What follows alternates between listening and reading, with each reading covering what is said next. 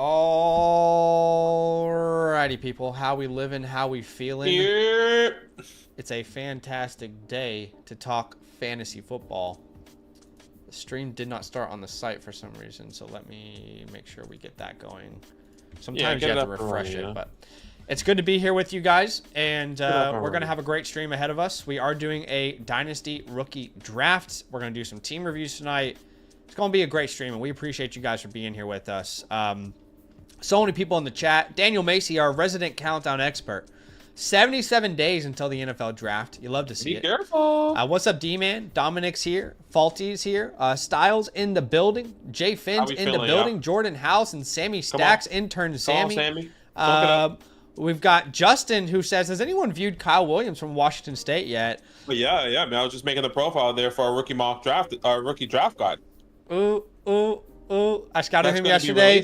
I got a new favorite sleeper. He's fun, man. He's a fun watch. Kyle Williams, man. I think he's going to be my favorite round 4 pick in rookie drafts this year. 2 years ago, that was Puka Nacua. We'll see. But, yeah, I'm excited to talk about him in upcoming content. What's up, Joel? He says, I still can't believe Luka is a Laker. Any NBA fans out there? Honestly, this trade deadline has been absolute chaos. The trade deadline has been maybe the craziest trade deadline of all time. Like, the amount of moves that have made, the amount of people who are on new teams, it's truly historic. I don't think we've ever seen anything like this. Obviously, Luka gets traded. AD gets traded. I mean, we'll have a look, right? Look at all of these people on new teams. All right? De'Aaron Fox is a Spur. The Bucks sent Chris Middleton to the Shadow Realm. The Lakers went and got another center, a young center. Bogdanovich is somewhere new. The Cavs got a really good hunter. Everyone's on a different team right now. Jimmy Butler is a Warrior, which is crazy. I don't understand the team fit, but it'll be interesting to watch. We've got Zach LaVine finally out of Chicago. Where did he get sent? Sacramento. I mean, absolutely insane NBA trade deadline, and I was loving it. And as a Thunder fan, you know, we didn't do anything, but that's okay. We're getting Chet Holmgren back next game, which is exciting to have a healthy roster. What's up, Pack It Up in the building? Andy's here. We've got Mark Kentedge in the building. Brizzleton, what's good? What's up, Dylan? Steel Mob. Austin says, is the mock link going in Discord? It is going in Discord. Yes, sir. You already know what time it is. So let's go ahead and actually talk about this. We've got a rookie draft to start. The second part of the stream is going to be team reviews. But Badaki, if people want to join this mock draft, how can they go about doing so? Yeah, guys, join our Discord. That link is in the description. That link is also in the chat, as you can see right there. Go to the Fantasyland tab with the orange footballs and go to announcements. Whether you are watching this now or later, you can join each and every mock draft right here under the announcements tab on the Fantasyland Discord tab, community. Essentially. Yep. Yeah, so I'll send that link out here to you. It is first come, first serve, so don't be upset if you don't get in. People are going crazy with the emojis. Yeah, go crazy with the emojis. 3, 2, 1. There you go. I also wanted to just say quickly that we actually just started a little initiative. You know, we've had plenty of people reach out to us in the past, and they've come up with great ideas on how to improve both our content, our community. We're actually in the works of something that I'm very excited to launch for you guys soon. But there's so many people out there who are creative, who are spreadsheet people, who are research people, who know how to run different parts of socials. If you're one of those people and you have an idea to improve the website, I'm going to put this link both in the announcements tab and in the YouTube chat. If you have any idea on how you think you can improve our content, our community, research, everything, then feel free to reach out to us, use that form, and put your ideas in there. But this link has been full. Okay, so this mock draft is full. And you know what we told our intern this week, Sammy? 12-team Superflex, PPR, Titan Premium. We said, hey, Sammy, I saw Lance Zerline, I think it was. He put Ashton Genty to the Jets in the first round, and everyone lost their mind. And what I told Sammy was, he's like, what are you looking for in this mock? I said, Sammy, I want you to make a Doomsday scenario for us, all right? Because we always have these mock drafts and we're like, oh, look, 8 running backs that we love, got great draft capital and great landing spots, and we love everything. This is beautiful. But we know it's not all rainbows, right, when it comes to the actual NFL draft. We know players get put in spots we don't like. We know players get put in spot with other competition, right? So what I told Sammy today, I said, take inspiration from that, and I want you to give us a Doomsday NFL mock draft where the landing spots are frustrating, okay? Oh boy. And that's what we have today. This link for the mock drafts it's already in the description. It's also in the announcements tab over there where Badaki put it with the announcement. But we're gonna run this through, okay? So in this scenario, Cam Ward is a Titan, Travis Hunter is a Giant, but we then see Ashton Genty to the Saints. And like that's the type of scenario where we're like, what the hell? Alvin Kamara just got an extension. What are we going to do with this, right? Like that's a scenario we're now trying to play through logically in this scenario. We also saw Shador Sanders to the Raiders, then we get to see Tyler Warren to the Colts. That's okay. We see that often. Ted McMillan falls to the Bengals. I think people will actually love that, but maybe in this world, does that mean that they re-sign T. Higgins? If this is Doomsday, let's assume they re-sign T. Higgins. Luther Burden to the Seahawks. I've seen Luther Burden to the Seahawks before, and I hate it. I absolutely hate it. Why would you send this guy who's dominant in the slot after the catch to a team that has Jackson Smith and Jigba, right? But this is a world that we can live in. Colson Loveland is a Bronco. Omarion Hampton is a Steeler. That's great. Amike Buka to the Rams. That's actually kind of sexy. But this is another example. Matthew Golden to the Lions. We would all cry if, I mean, we wouldn't cry. We'd be devastated if a wide receiver went to the Lions in the first round. Into round 2, where we see Jack Besh, one of my favorite guys, to the Tennessee, the Patriots, Jesus. Travion Henderson goes to the Bears. I don't know if you guys watched my recent running back rankings update. He is now my RB3 in my rankings. Could be as high as RB2. Alec Minor goes to the Jets. Caleb Johnson, perfect spot for him, though, to the Cowboys. Jalen Royals, I love him. He goes to the Falcons. Don't love that landing spot. Then we see Jackson Dart as a Steeler. Trey Harris as a Packer. Quinshon Judkins, great landing spot for him to the Chargers. Isaiah Bond to the Texans. Jaden Higgins to the Bills. Into round 3, where we see Cam Scatterbo to the Raiders. Xavier Restrepo to the Jags. Elijah Arroyo, who I just finished scouting yesterday. And let me say, I am a huge fan. In fact, he has easily jumped over Harold Fannin in my rankings for the tight end spot. Easily. And we'll talk about that later. I'm sure everyone will agree with that. Jalen Knoll goes to the Panthers. Tez Johnson to the Cardinals. Harold Fannin to the Commanders. Dylan Sampson to the Broncos. Savion Williams to the Chargers. Let's see. DJ Giddens to the Browns. Devin Neal to the Chiefs. Ty Felton to the Titans. RJ Harvey to the Giants. Mason Taylor to the Dolphins. Torrey Horton to the Raiders. We see Jalen Milroe to the Jets late in the draft. Gunnar Helm to the Panthers late in the draft. Damian Martinez to the Colts. Woody Marks to the Bengals. I like that. Caden Prather to the Broncos. Let's see. Anything else? Ollie Gordon to the Texans. Terrence Ferguson to the Rams. Pat Bryant to the Ravens. And then if you guys want to see the rest of the mock draft, round 5 onwards. Actually, let's look at round 5. We got Rashard Smith, who I love, to the Vikings. I love that spot. Jarquez Hunter to the Patriots. I like that a lot. Bashul Tootin. I like me some Bashul Tootin. He goes to the Panthers. Marcus Yarns to the Commanders. Jalen Lane to the Cowboys. And, you know, again, if you guys want to look at the rest of that mock draft, you can do that with the link in the description. All right. So this is the world we're living in. Doomsday scenario. Do us a favor, go ahead and smash that like button as the stream begins. We have a like goal today of 100 likes. With your help, I know we can get there. We're almost halfway there already. But let's go ahead and get this thing popping here in 3, 2, 1. Oh boy, let's see. Oh boy. All right. Joel said, let me throw some flame on the fire. He said, brace yourself for the new one-on-one in the sleeper chat.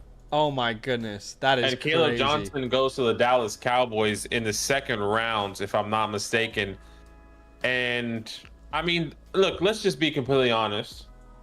I couldn't do it still. I would still have to put Genty 101. I just could not do it. And I love Caleb. I love him, but I just couldn't do it. I don't have the gonads to make that move.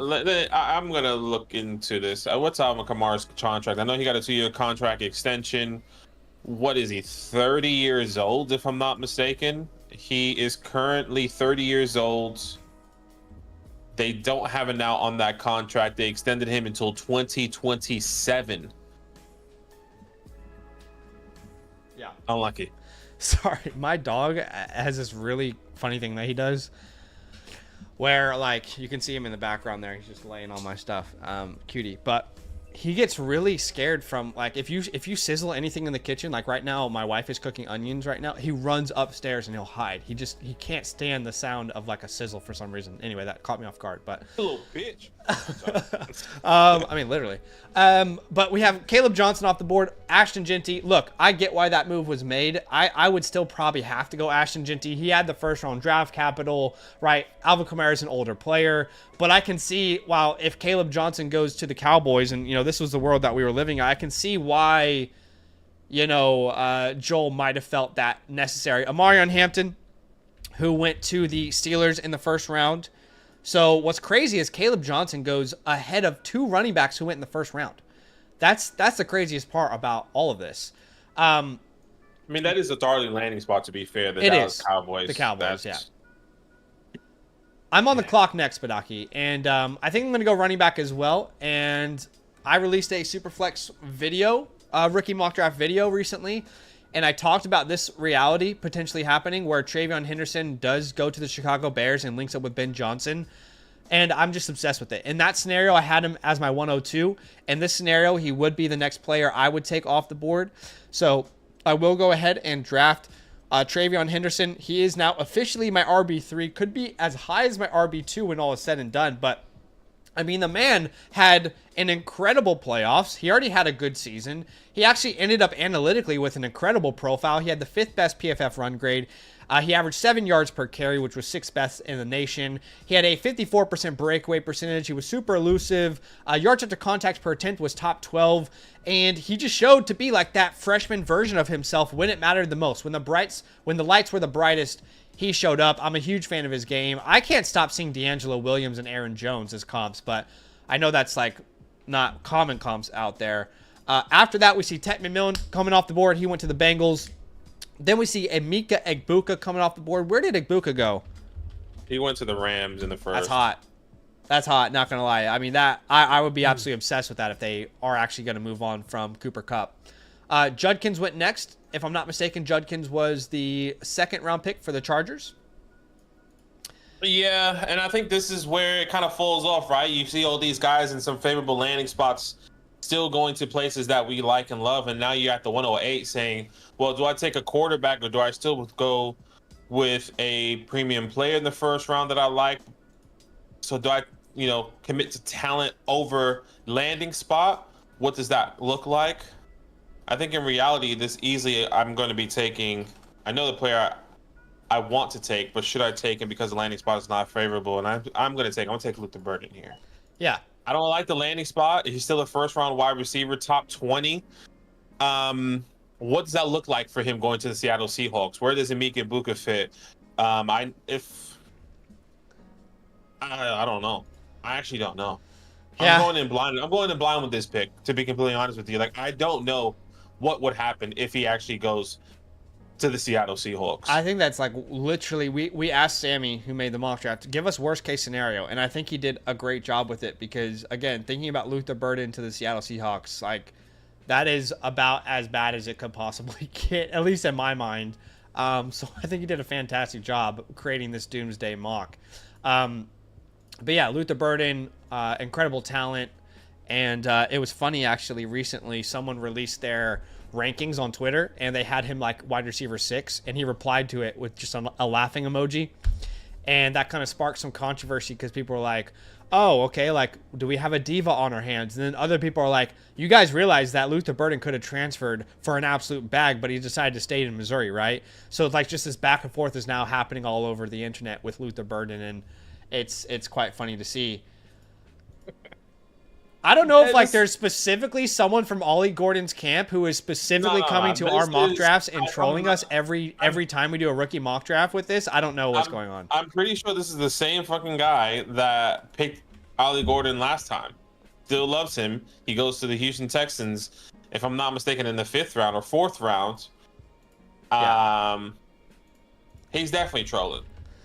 So we get Ollie Gordon, 4th round pick in this world we're trying to live in today. We're trying to live in this world and see exactly what it would mean for rookie drafts. And Ollie Gordon, the 4th round pick, as we know. I mean, we always talk about how good the 4th round hit rate is on a running back. Remember, it's 24%. So we always talk about that. No, look, we love you, Patty Mills. I don't understand why people keep making this pick. But let's talk about the best value in round 1. Who do you guys think is the best value in round 1? What do you think, Benaki? Let's start with you. I don't know, man. Luke the Burden? The quarterbacks are great contenders, I'd say. I was gonna say there's 3 players, which is the quarterbacks, and I really like Emeka Ibuka. I think where he goes, going there, Matthew Stafford, being a wide receiver 2 with Cooper Kupp is going to be walking away. You already know Sean Payton is gonna Sean McVay. Sean McVay is gonna have a field day over there with those guys. Yeah, I tend to agree. I'm a huge fan of that Egbuka pick a lot. Jay Finn says y'all need to start charging people to get into these mocks. All right, here's what the people say: Egbuka, Tet, Warren, Genty. Tet's actually a pretty good value there at the 105. Again, we were trying to play in this world where, in this scenario, we said they did re-sign T. Higgins. So now Tet McMillan is competing with Jamar Chase, T. Higgins. So that's probably why he fell, because, again, we were trying to create this doomsday scenario. But yeah, Philly says Warren. He loves the Tyler Warren pick. Remember, Warren went to the Colts in the 1st round, so good draft capital. Not obsessed with the landing spot. Max says Gordon's a steal. So the Ollie Gordon community is coming out hot. And Key actually said, low-key, I really want Ollie to be amazing since y'all hate this pick so much. Look, guys, you have to recognize that we're trying to create a real-world environment for the purpose of these mock drafts, right? And if people keep drafting a running back, I don't care what the running back's name is, but if they keep drafting a running back who goes in round 4 or 5 in the 1st round, I'm going to keep calling it out, okay? It's not because it's Ollie Gordon. It could be any player. But it just happens to keep being Ollie Gordon. That can be any player in... He could have taken... I don't even know who's a running back that went in the 4th round as well. It actually doesn't matter. Yeah. It's just, it could have been anyone. You're right. I mean, let's go to the 4th round here, right? I mean, it could have been Damian Martinez. And I would have been like, hey, too early, 4th round running back, hit rate's not there. You know what I mean? Again. So, yeah. All right. So, we have a lot of people saying Warren, a lot of people saying Egbuka and McMillan. Max says Henderson's probably the one with the Bears. All right. What's up, Albert? Welcome in, my friend. Welcome in.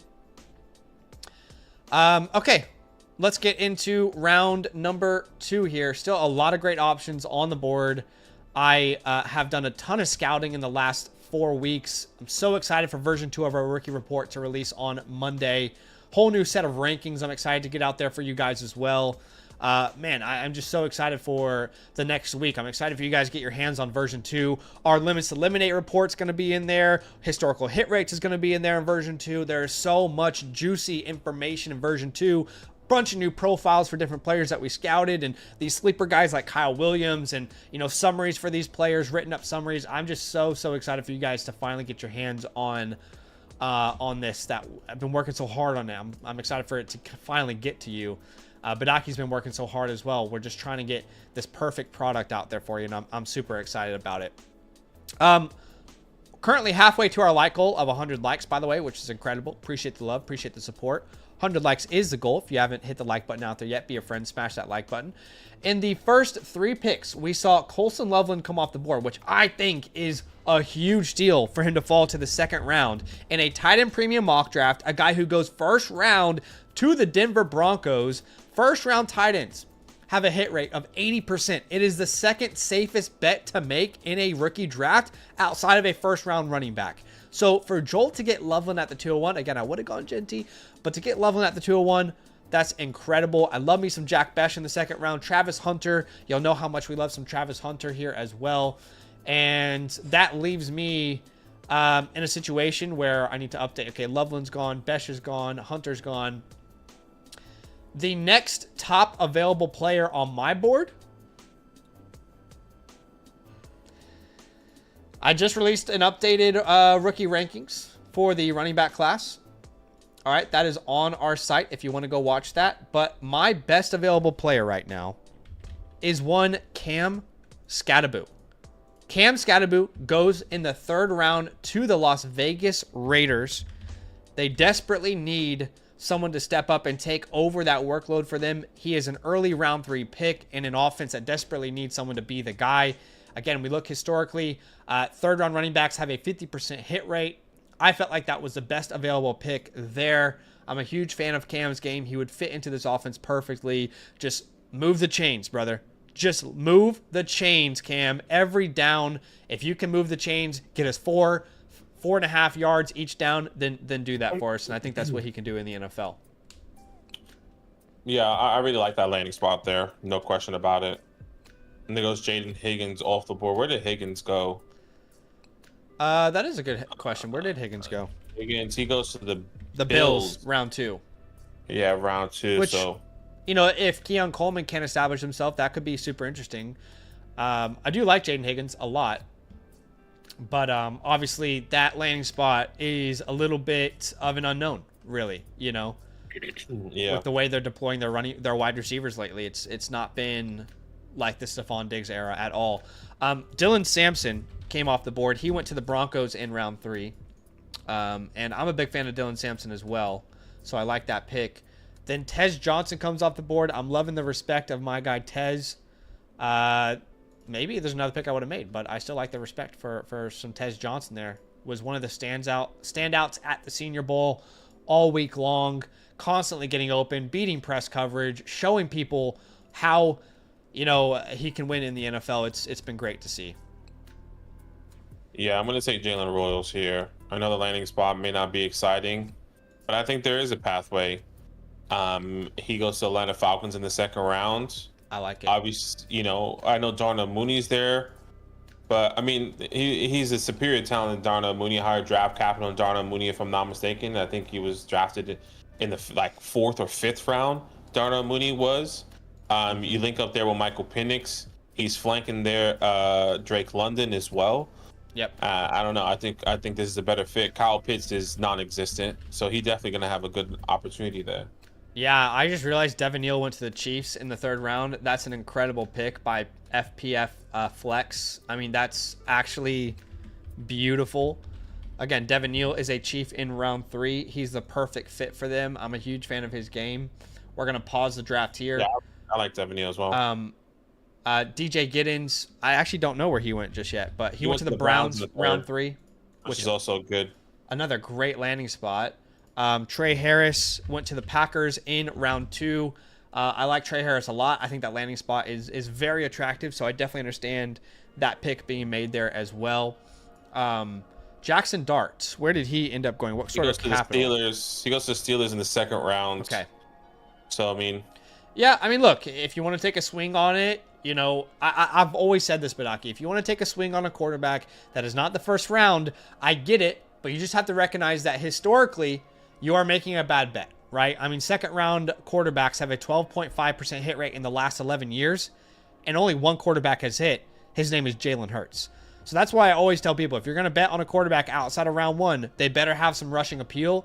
To be fair to Jackson Dart, he's a very tough physical runner in the open field. I just don't think it's going to be like a highlight of his game either, though.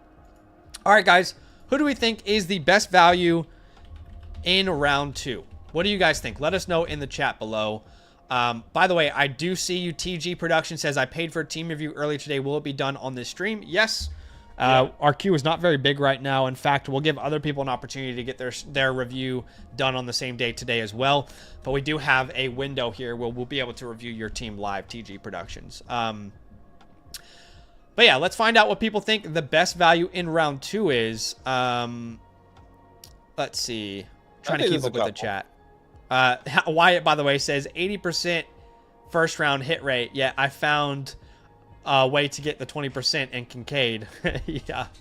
Kincaid really was. Honestly, what's funny is Kincaid is an outlier for the tight end position. Like 1st round tight end to a target needy team. He really is the outlier historically in the past 11 years. Who do you think is the best value in round 2, Badaki? I think there's a couple good ones, honestly. Like, I think Neal's one. I think Giddens one. I think Rose is one. I think those are the best values in my. I look if we really had a nitpick, it's probably Loveland, because he should have been in the first round with his draft capital, and that landing spot. If I think he goes to the Broncos, so I think there's a couple of different ways he could have gone here. Yeah, I agree. All right, so here's what the chat says. We've got a Dylan Sampson, another Sampson here, Sampson or Neal. We've got a Sampson. We've got a group of someone says Cam. Sampson walks into Denver and is a starting running back. Trey Harris at the 212. We've got. Let's see, Travis Hunter. Another person said Travis Hunter up there at the top as well. Sampson's a day one starter. So everyone's saying Sampson because he's a day one starter. And I kind of agree with you guys. Do you not think Cam's a day one starter too with the Raiders? I mean, is there no love for Cam Scadaboo in this chat? Am I going to be the Cam Scadaboo guy this year? No, he's just white. He's a white running back out there against him. Let's be completely honest. It's Black History Month. I get it. It is Black History Month. Come on. So that's fair enough. I'm still waiting on that report. What you learned this week about Black History? I keep asking you to educate our people. That's the problem. I'm the problem, guys. It's me. But yeah, it's a great second round. Even in a doomsday scenario, there's still value with these second round picks, I think, Badaki. And yeah, 100%. the more we play out scenarios, assuming we guys in the industry that we love, like Dane Brugler, keep saying there'll be a ton of running backs drafted in the first 2 days. Assuming that actually is true, I think second round picks actually might be really good values right now in trades. Your 201s to 207 type of range, I think actually could have some decent amount of value. You might find a Bucky Irving there this year. It might be possible. Yeah, 100%, man. All right, let's get into round 3 here. Update on the like goal. We're currently at 65 likes, so we're just 35 likes away from our goal. Be a friend if you have yet to hit that like button. Help us reach that goal. Keeg says he's at best another Peyton Hillis. I don't agree, man. I just don't see how we're limiting Cam to that. I see David Montgomery. I can't stop seeing David Montgomery when I watch There's Cam no way Scadaboo. you can see that. There's no way you can see that. What do you think? I think you can't see him because of the skin color. Let me stop. Say what? Let me put you in the boat. What do you mean by that? I'm sorry. Sorry. This is a family-friendly stream. We are whatever color positive. Yeah, positive. All right, so we see Isaiah Bond, off the board. Remember, he was a second-round pick to the Texans. I really like him as a talent, hate his production. Golden was a round 1 pick, but he went to the Lions. So that's why Matthew Golden fell so far. Again, round 1 pick, but to the Detroit Lions, really tough to envision. Sure. I mean, how far does he actually drop? Like, I mean, that is incredible value. You get him in the 100%. third round, and that is like he. No, I don't should have went in the disagree, second round. but you also have to ask the question. I think he fell too far, but it's not a fun pick to make. Let's be honest, because think about it. Amon-Ra St. Brown, Sam Laporta, Jahmyr Gibbs, Jameson Williams. What really is his year 1 outcome? You want to talk about Roma Dunze having a stifled year 1? Take that to another extreme. I think that's why he fell far. I'm not saying it's right, but you know what's crazy? Jameson Williams is probably in the last year of his contract. Could be gone after this year. There's no way they don't sign Jameson Williams after the year he just had. He could get a 5th round pick, a 5th round option because he was a first rounder. Oh, they'll pick up his 5th year option 100%. 100% they'll pick up his 5th year. And I don't see them not signing him long term because he's been the perfect fit for them. Ben Johnson's now gone, so the offense only funneled through Amon-Ra and the running backs. New offensive coordinator. Let's spread the ball around a little bit more. Look, I'm not saying he's gonna jump, JMO, but yeah, no, look, I hear you. I hear the case you're making. Just painting the picture here. I see the picture you're painting, brother. All right, I am on the clock here, and I saw Jaden Higgins go at the 206. I keep saying it. I've said it since November. I'll keep saying it. Every time I watch a Jaden Higgins film, I fall more and more in love with his teammate, Jalen Noel. And in this world that we're living in, Jalen Noel is a 3rd round pick, and he goes to the Panthers in Carolina. So that is going to be my pick. I'm going to take Jalen Noel. Is he not here? Oh, they don't have him, do they? They don't have Noel in the database, No, do they? they have Jalen. Oh, in the database, nah, they don't. Yeah, they don't have him in the database. So what I'll do is I'll draft some random player, and that's actually going to be Jalen Noel. Let me fix that on our screens here. The fact that Sleeper doesn't even have Jalen Noel in there, the pure disrespect. You're kidding me. I mean, I'm not alone, guys. I know I sound crazy when I keep saying I like Jalen Noel over Jaden Higgins. I'm not alone. There are other people out there like me in the draft community who see it similarly. So, let's put some respect on the kid's name. Yeah, go ahead. Put some respect on his name, okay? All right, so Matthew Golden went. Isaiah Bond went. We saw Trey Harris off the board. Jackson Dart went. I'm just keeping up with my rankings. Alec Ao Minor, Ao Manor, however you want to say it. Savion Williams, who's a freak athlete. Damn it. I was hoping that guy was going to fall to me in the 4th round. This is my 17th overall player that was just taken in my big board. I'm calling my rankings now a big board, and that will be updated on our version 2 of our rookie report. But the reason I'm calling it a big board is because a big board, it doesn't really take into account like positional value. You know what I mean? Like when we talk about mock drafts in the NFL draft, people push these quarterbacks up because of need. But on their big board, these quarterbacks are typically like 15 to 20 range. That's why I'm calling my rankings a big board, because right now they don't consider draft capital, but when draft capital is taken into account, they will. And on my big board, Elijah Arroyo is the 17th overall player. So for him to come off the board here, 24, 25, 26, 27, 28, 29, 30, I would essentially, if he gets a draft capital I think he would get, I'd be willing to take him a whole 15 picks higher than this, potentially, if the right draft capital is there. I'm obsessed with Arroyo. His film is so fun to watch. I can't stop seeing Zach Ertz when I put this guy's film on. I can't stop seeing Zach Ertz. Absolutely dominated the Senior Bowl. You go back, you watch the film, you look at the production, you're like, wait, why didn't he produce? Well, he dealt with a bunch of injuries last year as a junior, which really kind of halted his growth. But athletically, traits-wise, and I love looking at traits for these tight ends, he has some of the best traits in the entire class. So smooth on his routes. He can beat you in a multitude of ways. Real yak threat. He was actually number 1 in yak per reception. That number is a little bit inflated because of some of the catches he had this year. But I'm just the biggest fan of him, man. I can't say more highly about him. So I love that pick there a lot. I'm going to be right back, Badaki. I'll make my pick, though. I'm just going to go to the bathroom. Yeah, no stress, no stress. Yeah, I mean, he has been like the darling at the Senior Bowl. That's kind of what I've been seeing everywhere with Elijah Arroyo going through so far. It's the Aaron Hernandez 2.0. So I think we all live in a silly space where people think these quarterbacks aren't going to be the top half of the first draft with Superflex if they get the draft capital. I mean, I agree, Chase and Breakers. I think people have been burnt before with they haven't taken it. And I think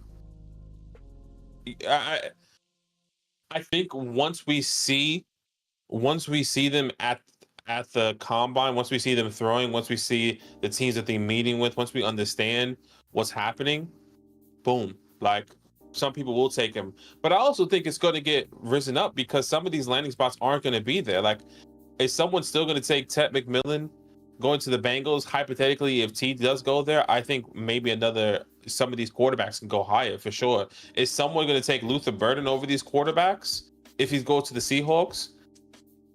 I don't know. Kay said, I see you, Kay said, just became a Mother Flocka member. Been watching you guys for a while, but still no idea how to get a team review tonight. I see your mugshots, but do I have to donate another 10 or I'm good to submit? So if you want offline, so when you sign up and you go on the website, I wish I could show you, but Zach is the one controlling the live stream. When you go to that website on the Flock Fancy and you click on our name, the first one, the basic tier, is offline. But to donate the extra $10 will get you the online version, which we're going to be grading or reviewing Dynasty teams right after this.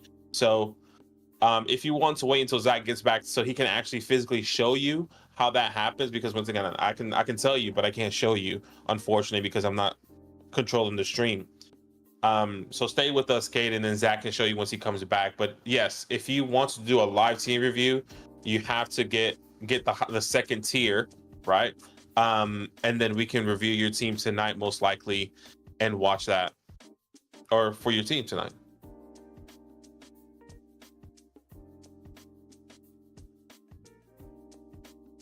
Yeah, I agree. Chasing breakers. I completely agree.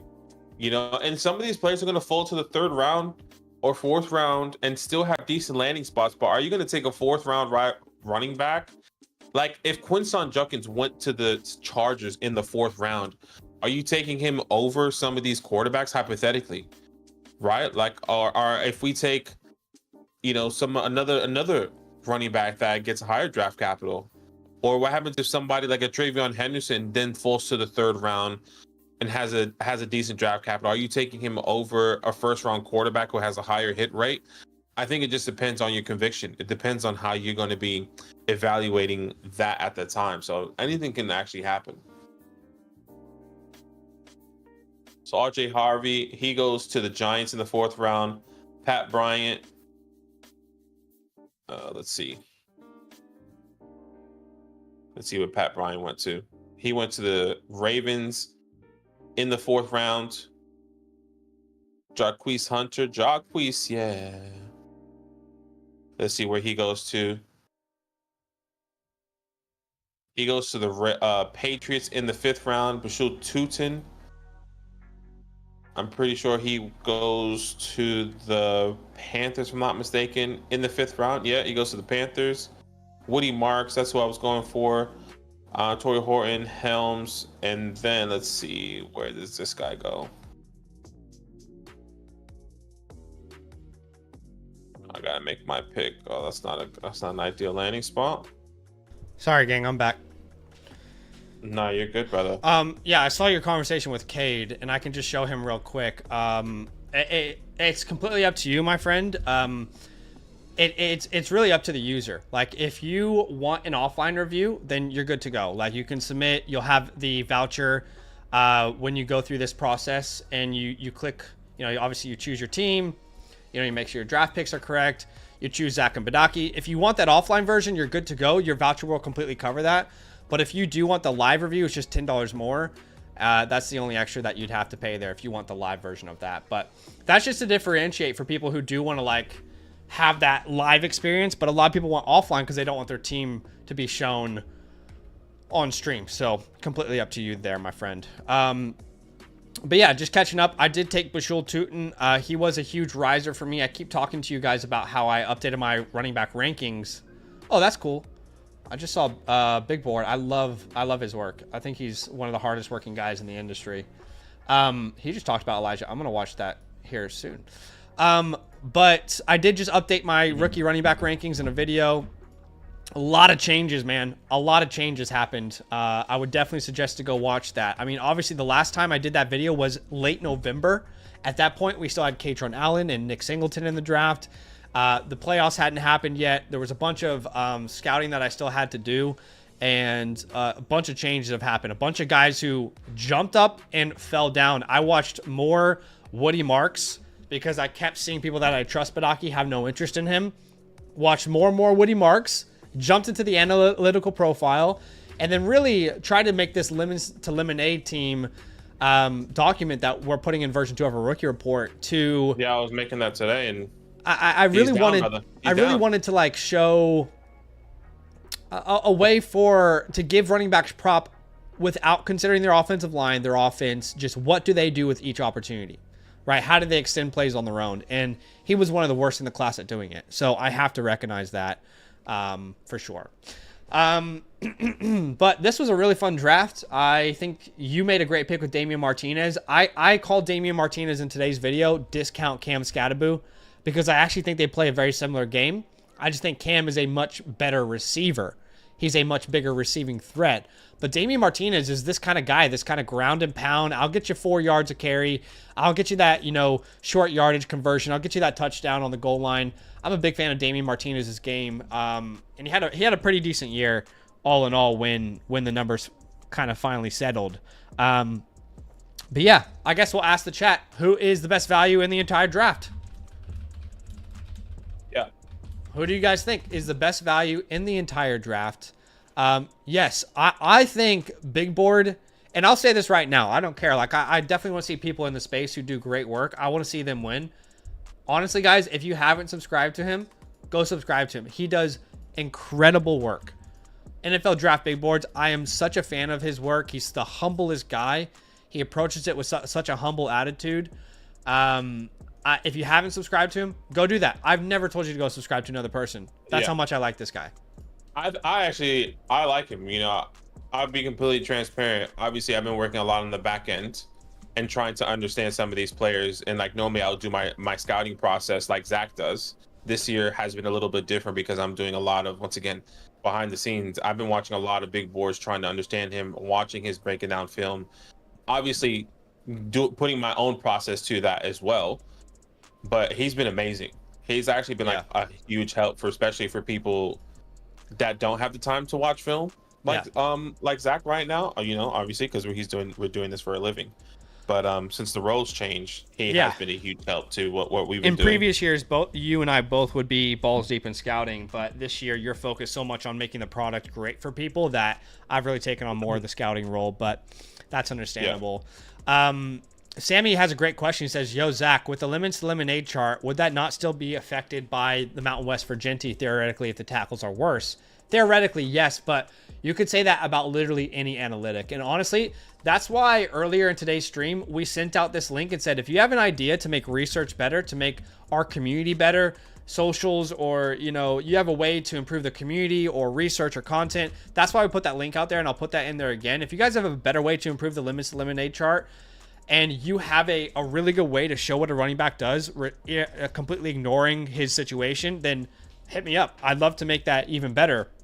But I think missed tackles forced per attempt is the best way to truly show someone who does turn lemons into lemonade. Every opportunity they have, they're doing more with the carry than someone else, because ultimately any analytic that you're looking at, you're going to have to look at it through the lens of, well, this guy played in the Mountain Western Conference, or this guy played in the ACC, this guy played in the SEC. You can only put them on an even playing field so much. You know what I mean?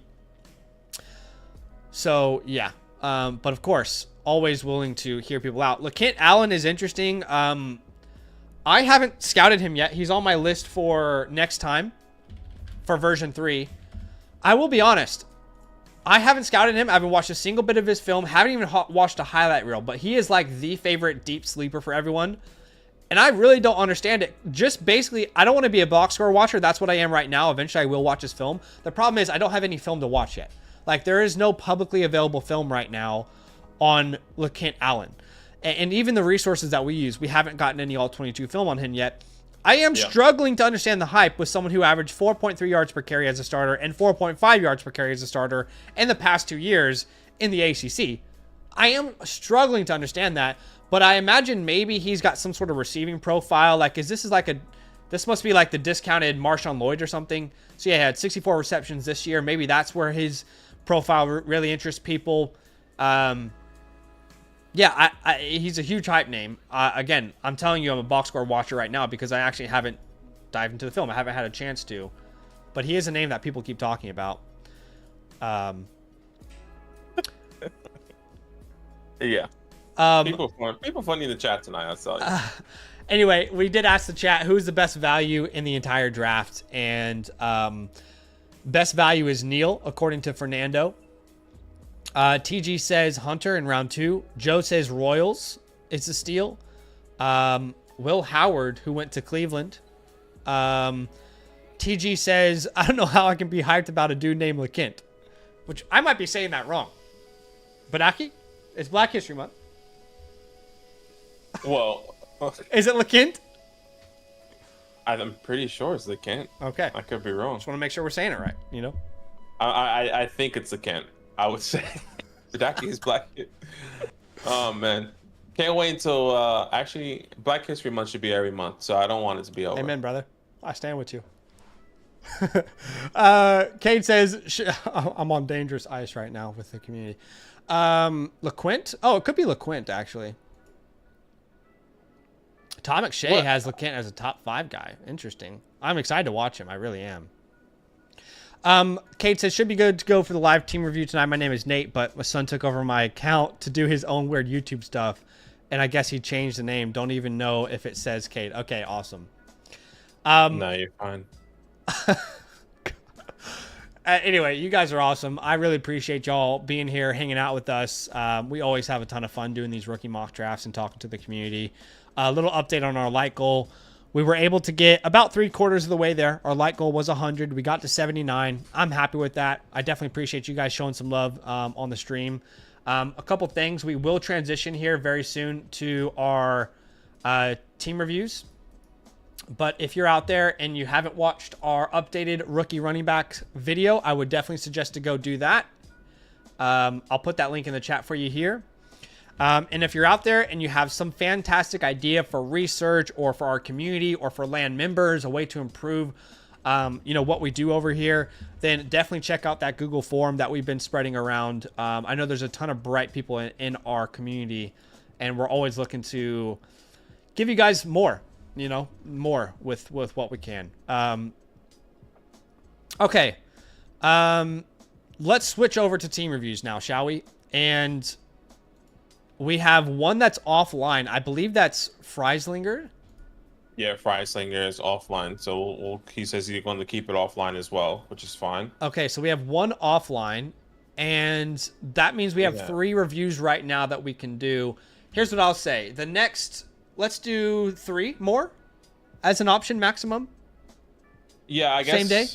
I guess I wanted to include Nate already out of that. So yeah, me too. So I'm not sure which one is. I'm assuming Nate is Mills 3410.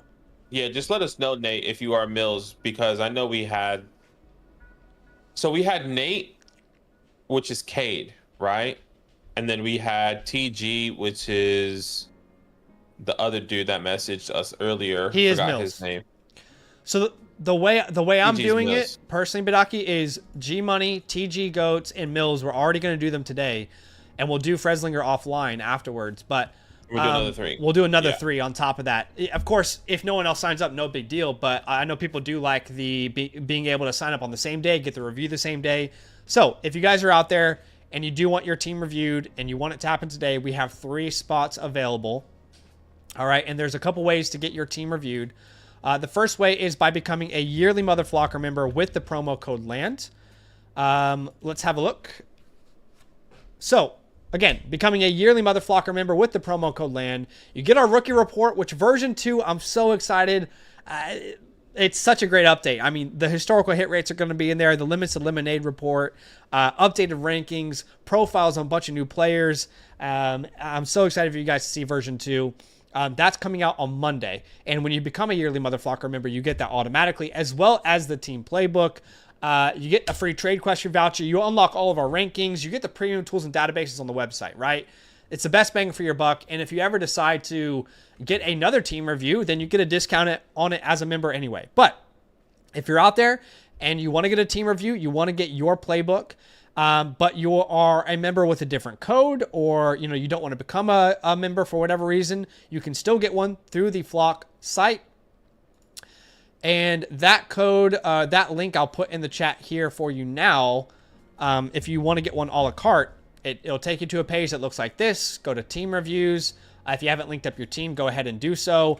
And of course, if you're on an MFL site, then you can submit your ID with some screenshots, right? That's the way you can go about doing it if that's your situation. But if you're able to link up your team, it obviously makes it a little bit easier. And then there's a little continue button here at the bottom right that you can click. Let me refresh this real quick. I'm trying to put our faces out of the way, and Streamlabs is making this a problem. Okay, here we go. So click on the team you want to submit. Go next. Then you'll need to just click on your team. Click continue.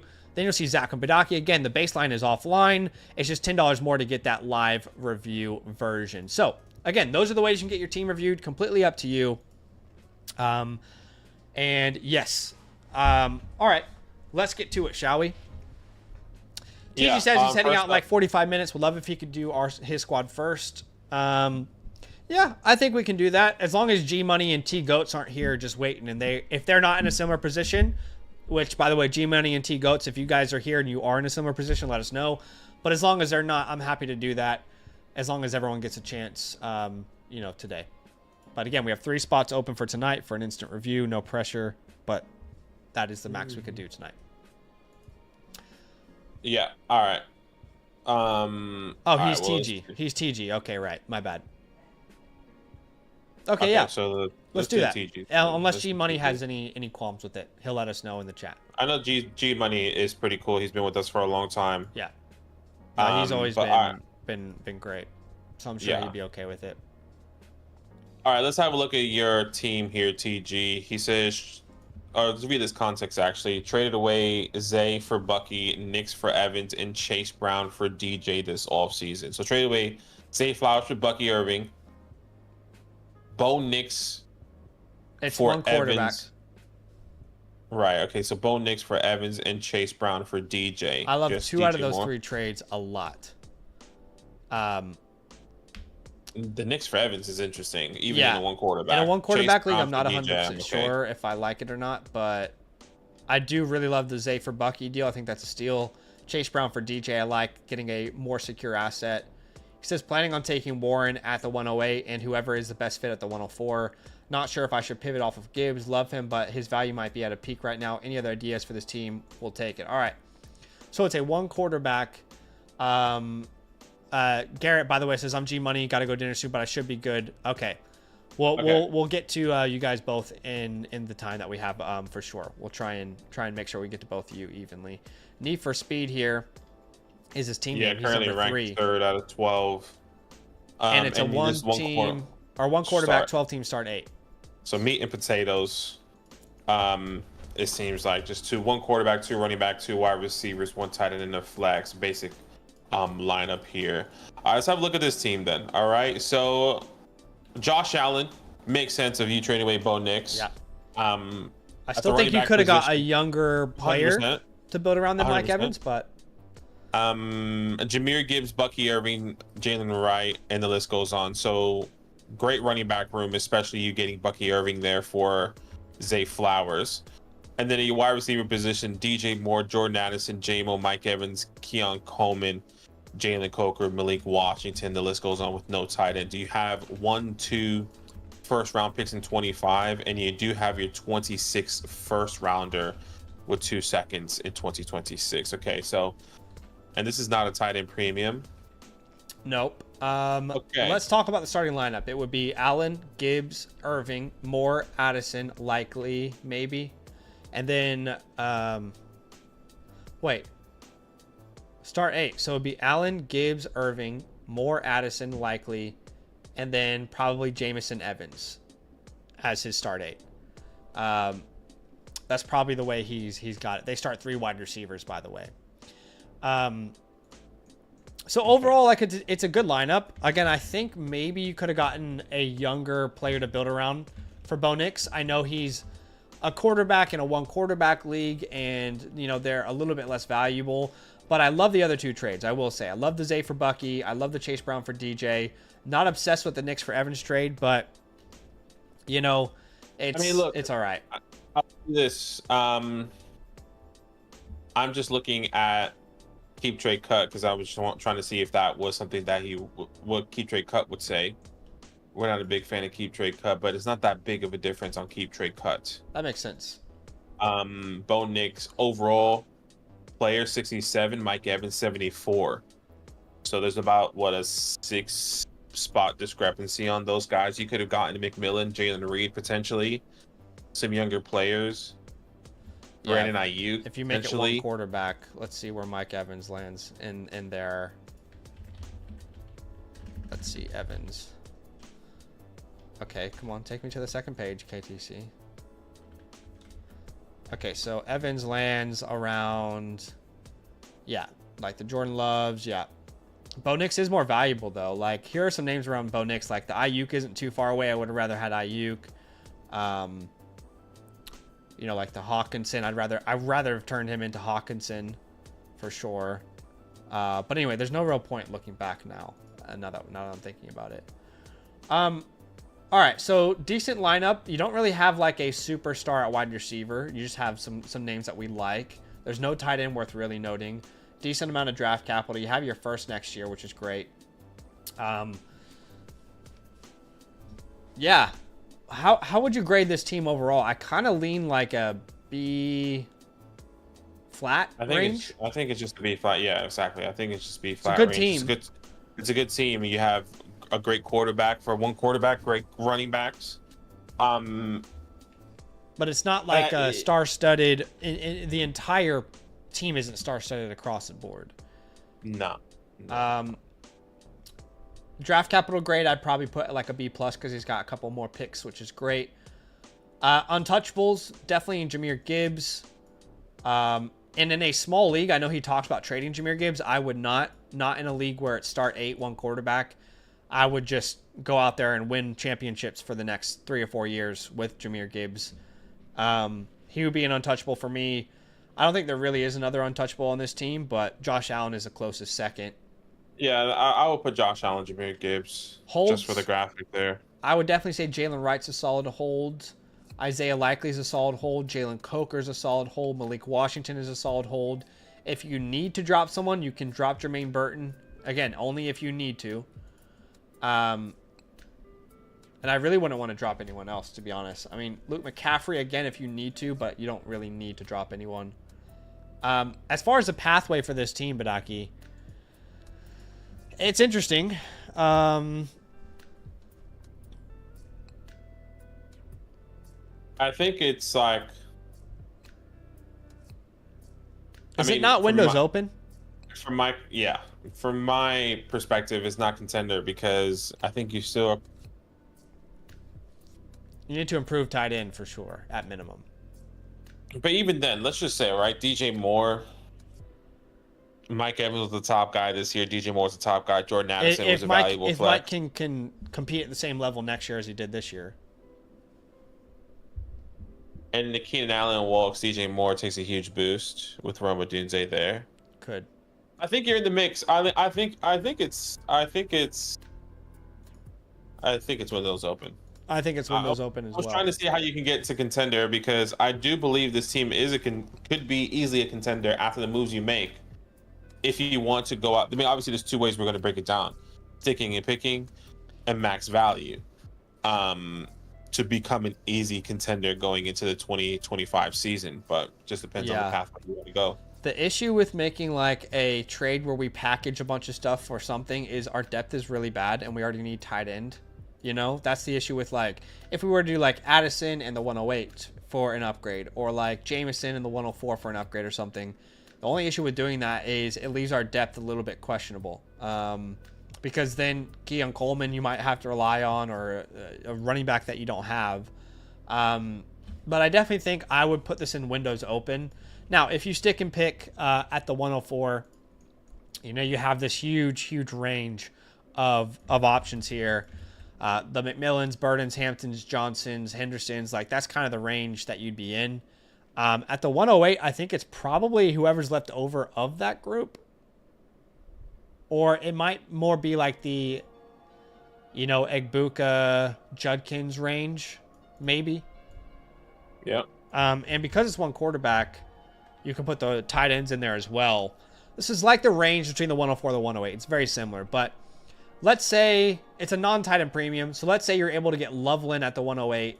And then at the 104, you know, you grabbed I think maybe running back is where I would prefer to go with this roster, because of the lack of depth there. But you grabbed a Henderson and a Loveland, and then you came back at the 208, and you know you took one of these names. You know, you ended up with a Dylan Sampson as an example, or a Matthew Golden, or Jalen Royals, or whoever ends up falling that far right. Devin Neal, let's just say, for example.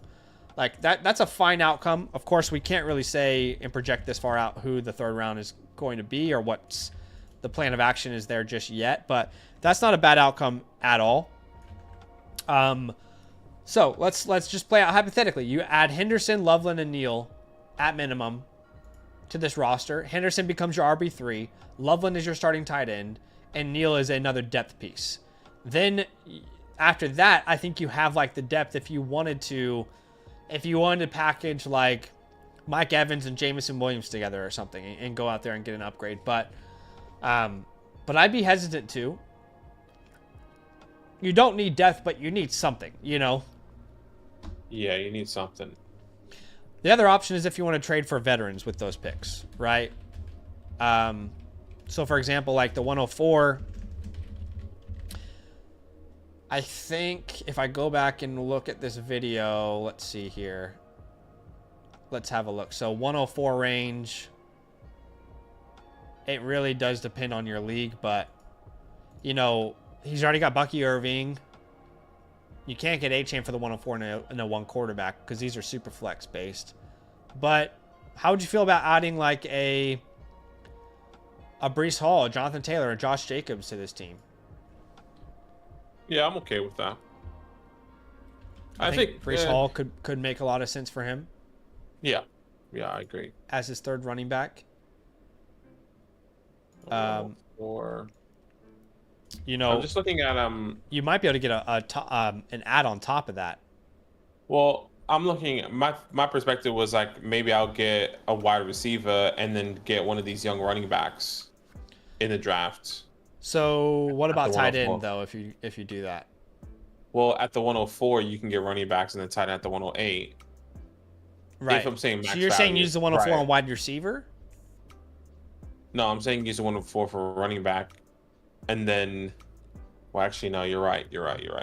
Never mind. I get what you're saying. I was just trying to figure it out. That's okay. I had to talk it out in my mind. That's all right. If we look at the Breece Hall owner, they have Breece Hall, Chase Brown, James Conner. Let's see. I mean, could you get like Breece Hall and the 206 and then send the 104 and the 305 or something like that? I think I'd be willing to do that. I think at this point with Breece Hall, there's enough questions to probably not send the 104 straight up. Can you do a similar deal with like Josh Jacobs if you want to go out and compete right now? You could definitely get a plus back off Josh Jacobs. I have no doubt in my mind. At least the majority of leagues would be willing to do that. So the Josh Jacobs owner, could you get Jacobs and would you want to do Jacobs in the 112 and then we could also send them the 208? I'd be willing to do. Yeah, I'm okay with that. Austin says, why worry about a third running back with this running back room? I'd rather go B-Rob. I mean, you have one running back injury to this team, and then you're in a position where the entire league has you with no leverage at all for yourself. That's the issue with this. You want to rely on Jalen Wright, Audric Estime, or a B-Rob who, if you got... The issue with trading for these second-name running backs is we don't have any trust in them beyond the draft. I don't have any trust in trading for Brian Robinson right now. I have no trust in trading for Brian Robinson. I don't think he's a starting running back for that team next year. You know, you go through that list, you look at Pacheco. It's like, I don't know. I don't know what Pacheco's future looks like. So the issue with the running back position right now is there's a very limited amount of players that you can buy. And just personally, I mean, I would rather have a running back 3 than adding a wide receiver to a team that already has 1, 2, 3, 4 guys that we can start in a start 8. But that's just my feeling. Like Keon Coleman feels a much better buffer than Jalen Wright right here, right now. But this is just our opinion on the team. We talked about Josh Jacobs. We can talk about Jonathan Taylor. Yeah, for the 104. Let's see what the Taylor owner. Let's see. He's I mean, you could go a similar route like the 110. I don't think you can. I still think JT probably has more aura than the Josh Jacobs of the world. But if you could send the, you'd probably not be able to do this. Actually, you probably can't get the 110 on top of that with some sort of ad. No. But what about adding like a Aaron Jones? Or, and we know I know we don't like it. Yeah, that was where I was going to go too. So I like that. Yeah, because I rather go Shakira than Aaron Jones. That just feels and then you get depth at the wide receiver position.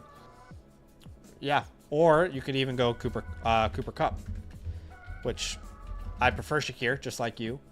But again, if you're trying to get an add-on, or or what about Kraft? I mean, that could be a great option. Yeah, that can work. So again, if you're wanting to go that route, we can talk. The issue if we talk about going wide receiver at the 104, you have to get tight end at the 108. The other option is you try and go get a like Trey McBride or something. Like the 104 plus something for Trey McBride. Like the 104 and the 208, you probably have to add on to that. The 104, the 208, and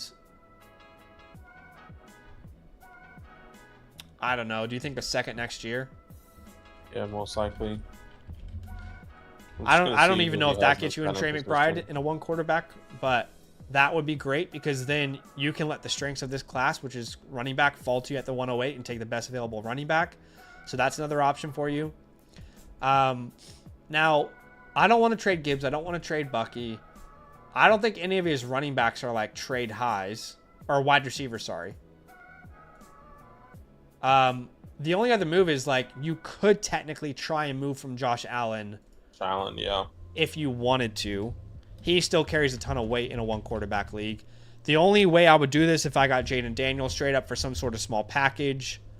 Outside of that, with him competing, I don't think I would tear down to anyone else. But you could try and like... He's a Bills fan. I can't trade away, Josh. Okay, well, we're not going to talk about that then because that's pointless.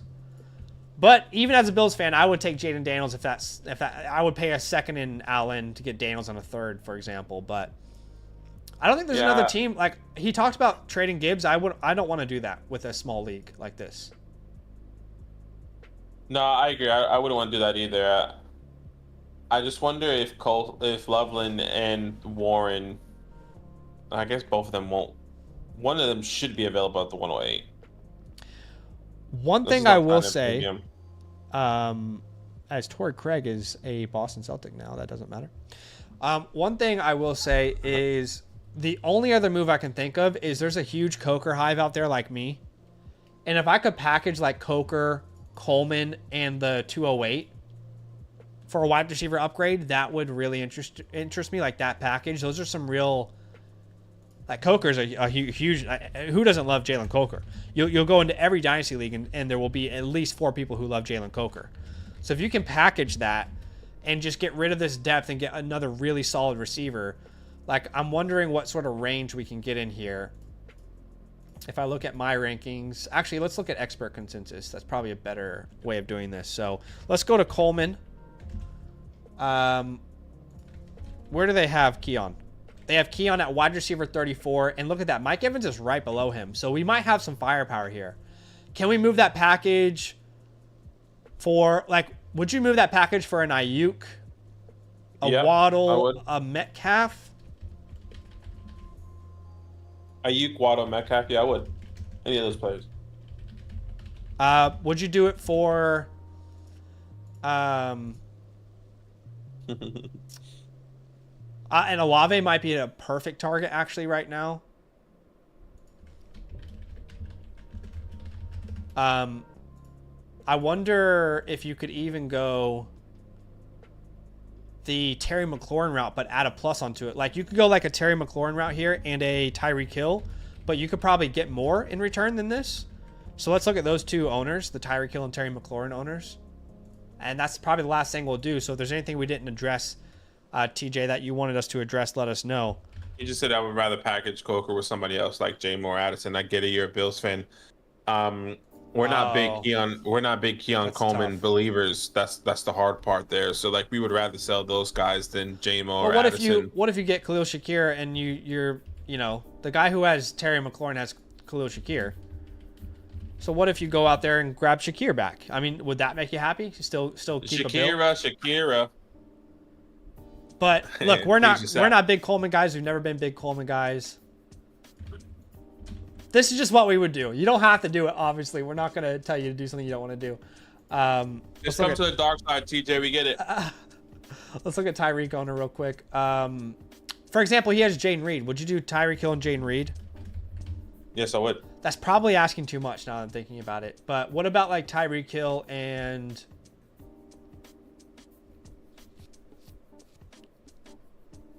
I mean, it's risky because it's Tyreek Hill or Calvin. What about or Tyreek Hill and or... like ETN?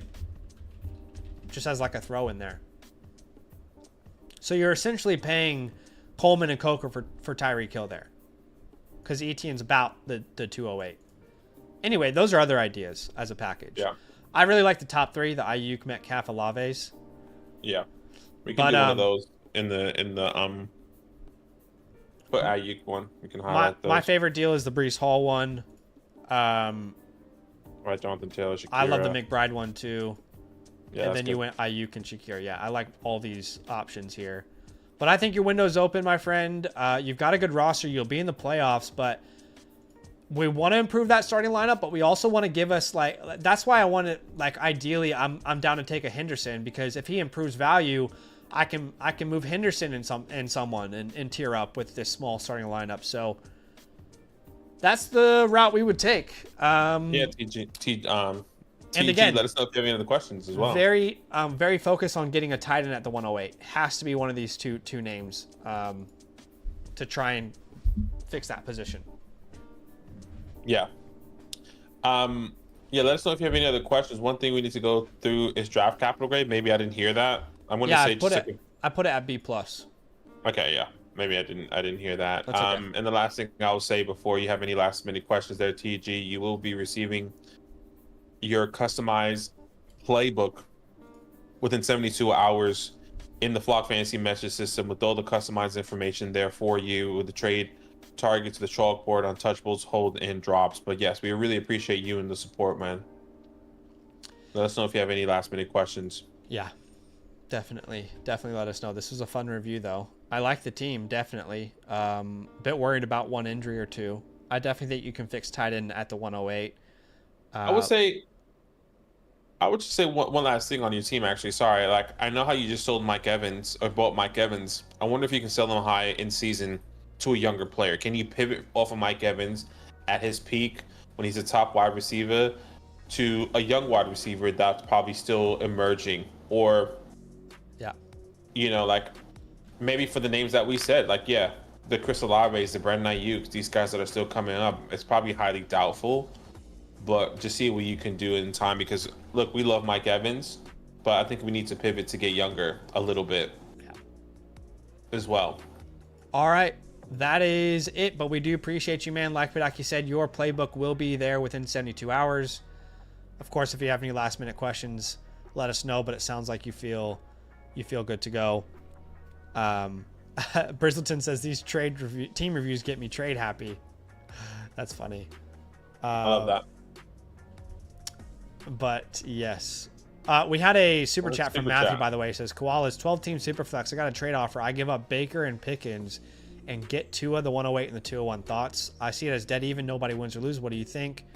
So they give up Baker and Pickens, get Tua, the 108 and the 201. I love Baker, but I see you as winning that, especially in a Superflex league with the 108. You can't get a first for Pickens right now. So I think you win that. And that's primarily it. And you get that 201 in a 12 team. Like, you basically could get two running backs. You can get a Loveland, you can get a Meek and Buka, a Henderson at that 108. Like, it can go a long range. You can get another quarterback in Sanders or Cam. And at the 201, you can still come back and still get another running back there. So yes, I think that's a great trade for you there, Matthew. Yeah. And, Tua's injury history, Austin points out, is probably the reason that trade gets done.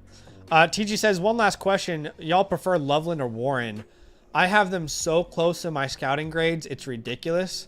I think it will come down to draft capital and landing spot. But let's say they both ended up, just like hypothetically, I know this wouldn't happen, right? But if they were both first-round picks to the Chargers, I'm going to go Colson Loveland right now. But it will come down to that. It's so close. Yeah. And that will be updated on our rookie report once the draft is over as well. All right.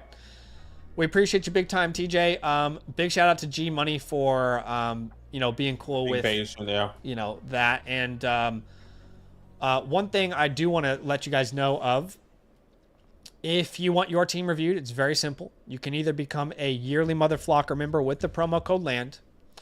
The first 3 people who sign up on the stream will get their team reviewed live today. So if that's something that you want to happen, you can get that done today. You can either become a yearly Mother Flocker member with the promo code LAND, or you can buy one a la carte through the Flock store. If you want it live, just make sure you choose a live tier, or if you want it offline, make sure you choose the basic tier, the baseline. But excuse me. Let's go to G Money. What do you got? What's that in your throat? Something there? I don't know what's going on. So G Money, we appreciate you. Thank you so much for your support. I know you've been with us for a long time. I'm pretty sure this is the G Money I'm thinking of. Thank you so much. You are in our follower leagues. Oh, 100%. You've been here with us since day one. And let me get some water. I'm so sorry. No, and once again, we just really appreciate you. And I'll read this context here. Actually, it's a 2 quarterback, 12 team start 10. So that is a middle ground, meaning 2 quarterbacks, 2 running backs, 2 wide receivers, 1 tight end, and 3 flex. And it is half PPR. So it says I'm going into year 2. I have made a lot of trades recently, which is why I don't have any more 25 first. Oh boy. I traded away Henry plus the 111 for Marvin, and traded away Terry and Mooney and Alton plus a 301 for T and Hawkinson. So I actually like both of these trades, depending without the context of your team. I do think Henry plus the 101 plus the 111 to get Marvin, I think, is a huge win in my personal opinion. Sending Terry, Mooney on the 301 to get T Higgins and huge. TJ Hawkinson in a full point premium. That's an incredible trade. That's also massive. I have no idea how you pulled that off. No, it says I want one more wide receiver, running back I can rely on. I know I mainly need another good quarterback. I would love an early seconds. Okay, and is G Money in the chat with us, by the way? Yeah. All right, he was here earlier. I know he said he might have dinner. Yeah. But let us know. So this is a super flex league.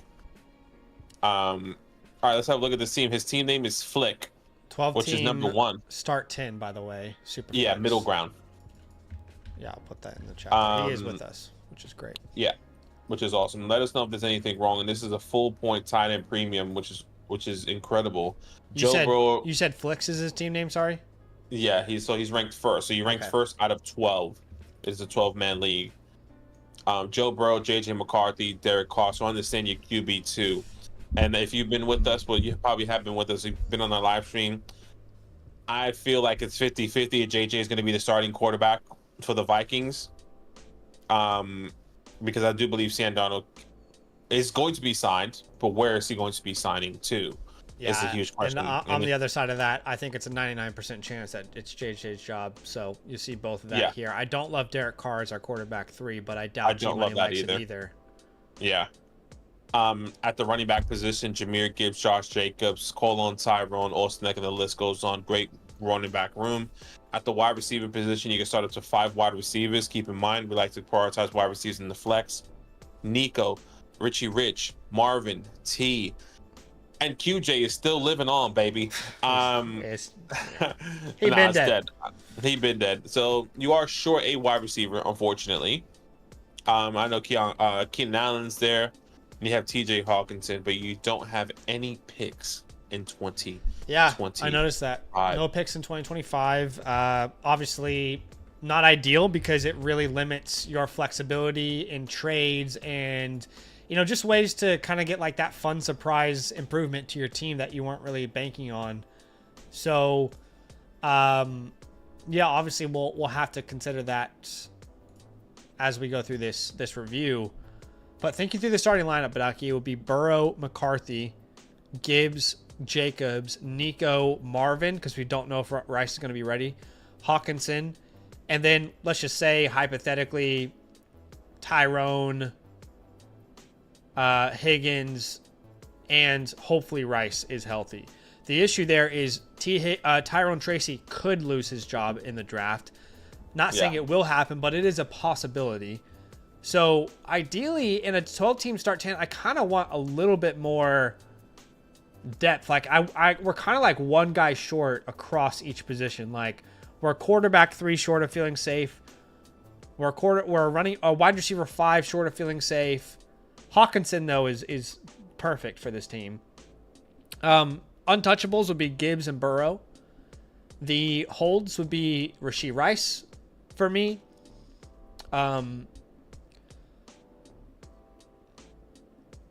Was it Rashee Rice, maybe T? Yeah, because he's going to get that contract extension. Yeah. You can drop Rakim Jarrett. You can drop Tyler Goodson. You could drop Jalen Naylor. Actually, there's a ton of tight ends. You can drop Lucas Kroll. I get people are stashing Grant, so I get if you want to hold him. But Rasheen Ali is a droppable name too. And definitely Carson Steele is a droppable name. He should be ahead of a lot of those guys I already said. But yeah. It's got to be a windows open, right? With not having any picks.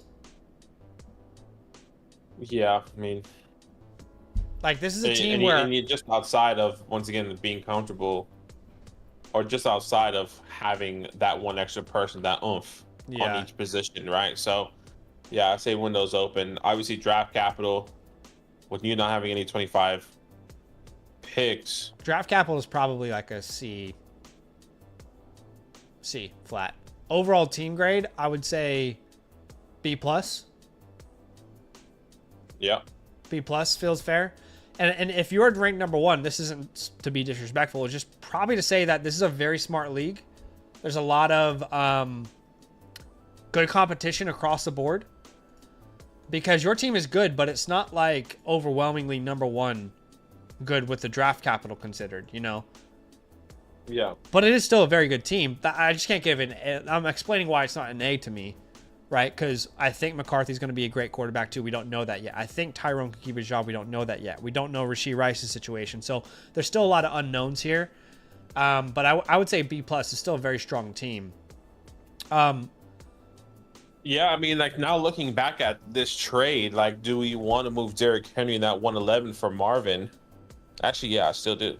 I still would do that trade. I still like that. I mean, you'd have more bodies on the team, but I like the move long term. Yeah. That's a really smart move. Do we want to try and move off Tyrone just to be safe? Because this team cannot afford a Tyrone losing his job. If Tyrone loses his job, this team will not be able to afford that. I think we start there and we look at options. I don't want to move him, but I'm also concerned if we don't and he loses his job, we're in a really bad spot. I really don't want to move Rashee Rice, but I don't know if he fits our timeline. Especially because we need to rely on him. He's a hold, though. The only way to really make a move with this team outside of trading Tracy is tearing down from Burrow or Gibbs. And I don't know how much I really want to do that. Maybe we tear down from Burrow if we do anything. I think that would be, in my perspective, that would be hard because if I'm going to tear down from Burrow and I tear down from Burrow and I get another running back and a top tier wide receiver, hypothetically. I got second this year with Rice and JJ obviously hurt. Yeah. So your team is very good. Yeah. And obviously Tyrone was a huge surprise. That was great. Derrick Henry you had at that time. Yeah, just my perspective on the Joe Burrow thing. Like, if we tear down, like, I feel like we need to still get another quarterback in return and not go for the other picks, other holes that we're looking for. Well, like, of course we'll get a quarterback in return if we're tearing down. Yeah. I'm just saying. I just wonder how much. I wonder what can JJ and like a Tyrone get me? Like, can I get another quarterback? I personally hate the idea because I like JJ and I think he's undervalued. I like JJ as well. I don't think that gives you any leverage to use JJ and Tyrone. You get one player. That's not what we're trying to do. Sure, I understand that. All right. Well, I'll explore this idea. Have a let's think, explore, let's Badaki, explore. because I think this is the best idea personally to move forward. But I understand your hesitation. But anyway, let's just talk it through. Like, for example, if you're telling me you can go from Joe Burrow to Justin Herbert, and you can add either the 105, and maybe we send something that way. Which, by the way, I don't think that's crazy. The year that both of these guys just had, Herbert and Burrow, I don't think that's crazy. And look at all the draft capital that guy has anyway. But you could also try and go the later route where you get like the 111, 112. That feels like you're not getting enough. He just traded away the 111. Yeah, doesn't mean you can't go back and get it. Yeah, I'm just saying he just traded away. That's an option. What that gives you is a safe quarterback in Justin Herbert, and then at the 105, that gives you a whole world of possibilities with this roster. Again, Burrow was the quarterback 3 overall in points per game. Sorry, I think you can tear down from him right now. Brock Purdy is a name where you probably would max out how much you get in return. Like if you went Purdy. You might be able to get Bijan here if you went Purdy, Bijan, and sent away Burrow and Tyrone.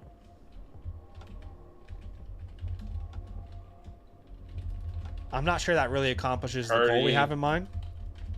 Bijan for Joe Burrow. I mean, I think that I would do that trade.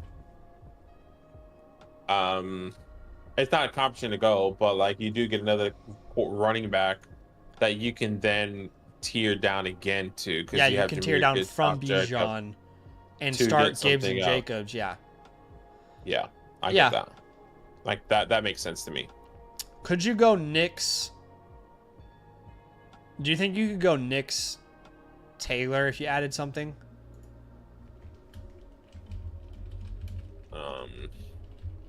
If you, let's say you added I just don't think there's Burrow, enough to add. Let's say you added Burrow and like a Keenan Allen or something. I would do that. I might even throw like a future second at them if that got the job done. Right. I don't think something like that is possible, but yeah, like if we can get that done, why not? Probably not. Probably not. Stroud might be a great tear down option now. But this guy's team is really weird. I mean, he doesn't have anything really. He has 109. What do you think about like Stroud, Benson 109? That doesn't even feel like enough. No. My initial thought went like Stroud, Jackson 109. Oh. Or like I don't know if that's possible, but if you can even go lower, like you could do Stroud and JSN. I don't think you get the 109 as well. You can go lower and do like Penix, Stroud 109. The issue is this guy's got 3 quarterbacks. I'm not really sure he's gonna be like, maybe you can stretch to the 204. I just don't know if that's even possible. Yeah. We're both checking each other as we go. But there are ideas there for you. All right, let's keep looking. I think Love is a realistic tear down now. Like, would you do Love in the 106? Yeah, I would. I still like Jordan Love. And maybe you can even add the 206 on top of that. And this is just giving you that little bit of flexibility and still a very good starting quarterback. Every deal. We got a Herbert here. We got a Purdy. We got a Nix. Right? A Stroud, a Love.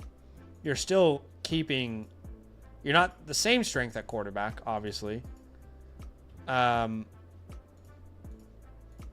We don't want to tear down too far. I mean, Baker might net you a huge return. Like a Baker, AJ Brown?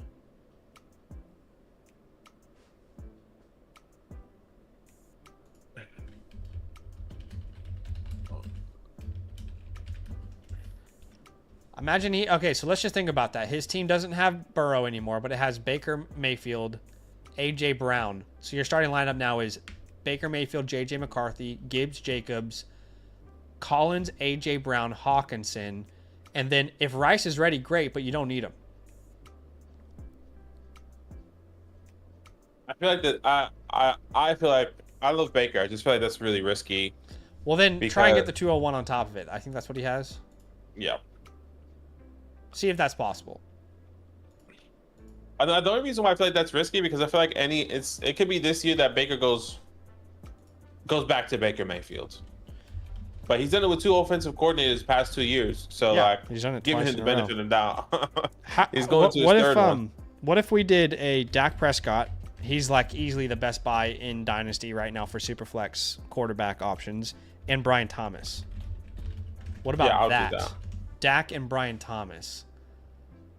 I think that's super intriguing. Can you stretch it out to the... Well, what if you also tried to... I don't know if this is possible, but could you add Bucky Irving onto that? Throw them Tyrone Tracy? I knew. That's exactly what I thought you were going to do. It's like, oh, yes, I see Bucky on this team. It's over. And then you throw the McKeenan Allen. I don't know. Like, that is actually, I think, the best outcome so far we've come up with. I'd even be willing to send a future second, pick swap type of ideas. Like, I'd get creative with that one if it's possible. I don't really love we can't tear down to Bryce. It's just too risky. Could you tear down to Mahomes and get like... No, there's no one on this team. I think those are your main options in a tear down. And I'm fine with any of them. Yeah. And then let's say JJ doesn't pan out where you still have your first and 26. You can package your first and something to get the equivalent of what Baker Mayfield is next year. Now, if you want to move Tyrone Tracy, let's have a look at teams that are running back needy but competing. For example, Shitters. Yeah. What about their 110? That could be perfect. I'm okay with that. Would you also accept the 111? Because they also have the 111.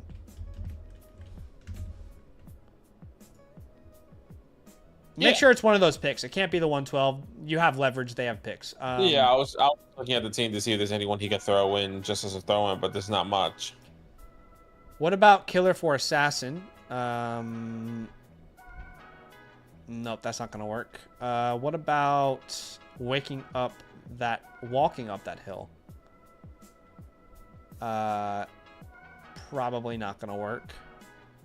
No. When you could try and throw Keenan in there and get the 107, I just don't think anyone who has any experience in Dynasty is going to do that. But just throw that in there hypothetically. I don't think it's possible. G Money Axis says, could I tear down to May or Caleb? I don't think you can tear down to May, but maybe Caleb. May. Let's look at both options. Yeah, Team 5 and 6 have May and Caleb. So May and... I don't know about you, Badaki, but I would lean on probably not, but let's explore it. Would you do like May, Wilson, or May in the 102 or something? Have to be maybe more than that, but let's say Drake May plus Garrett Wilson plus the 202 or something. Yeah, I'm okay with something like that. Yeah. So Drake May, Wilson, and the what you said?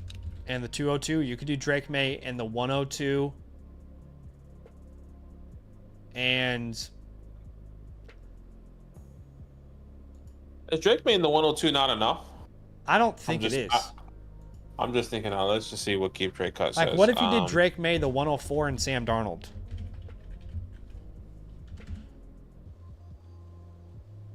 So Drake May in the 102 is a pretty significant win for the Drake May owner, according to Keep Trade Cut. Just saying. Well, the issue is Keep Trade Cut doesn't value top end 100%. Superstars like Flock Fantasy. And I'm gonna do the Flock Fantasy trade calculator and see what that says.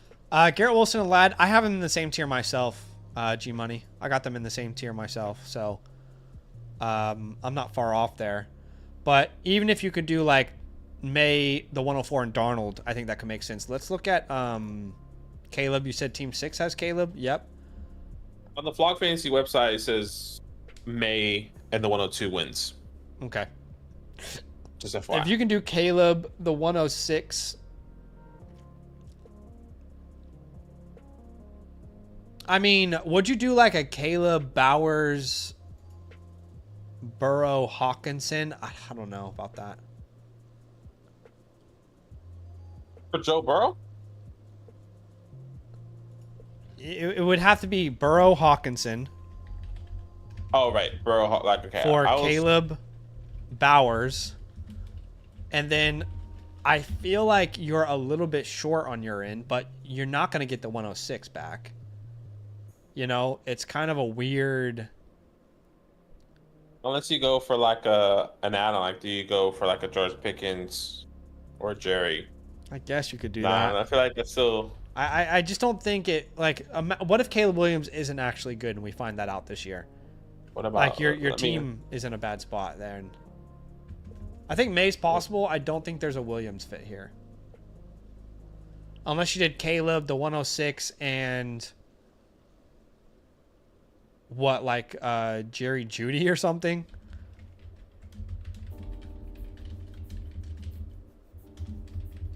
I think you almost need a like a 206 on top of that or something. So yeah, I mean, I think May looks more realistic to me, but I love the idea of getting, you know, one of those late firsts for Tracy.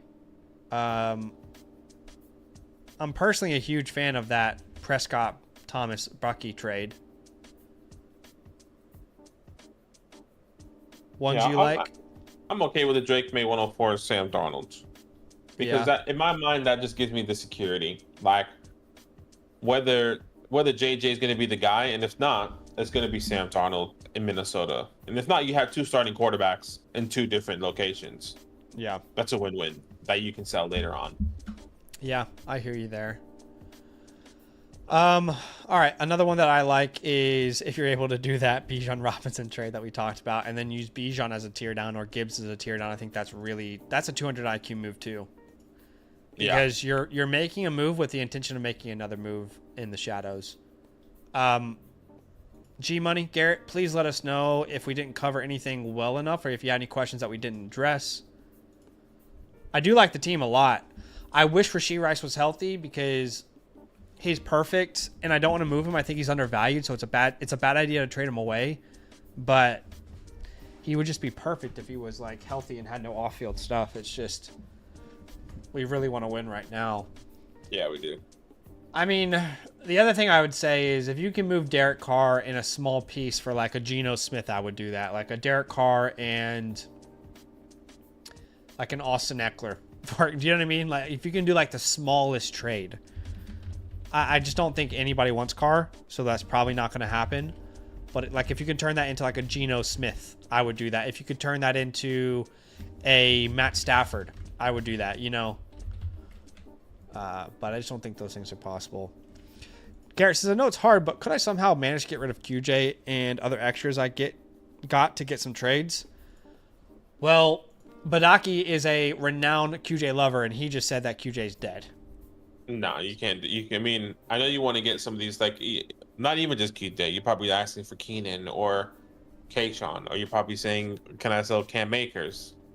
It's just going to be difficult. Like, no one's going to want these guys unless you do add-ons or they're going to throw one. Like, you packaging QJ and Keenan, you're just getting... You're getting shit for shit, really. QJ's the piece where you send a trade and there's other players involved that are the meat of the trade, but when you send him, it makes it less attractive to someone in a trade. They're like, I don't like Quentin Johnson. I don't want to do that trade. You know what I mean? Like you send a trade and in your mind you're like, well, this second round pick is equivalent to Isaiah Pacheco. And then you're like, let me throw Quentin Johnson on that so they don't lose a player. And then Quentin Johnson actually makes the trade less attractive to that person. You know what I mean? Mm. Unfortunately, that's where he is right now. It's okay. Yeah. But appreciate you, G Money. As always, you'll be receiving this within 72 hours.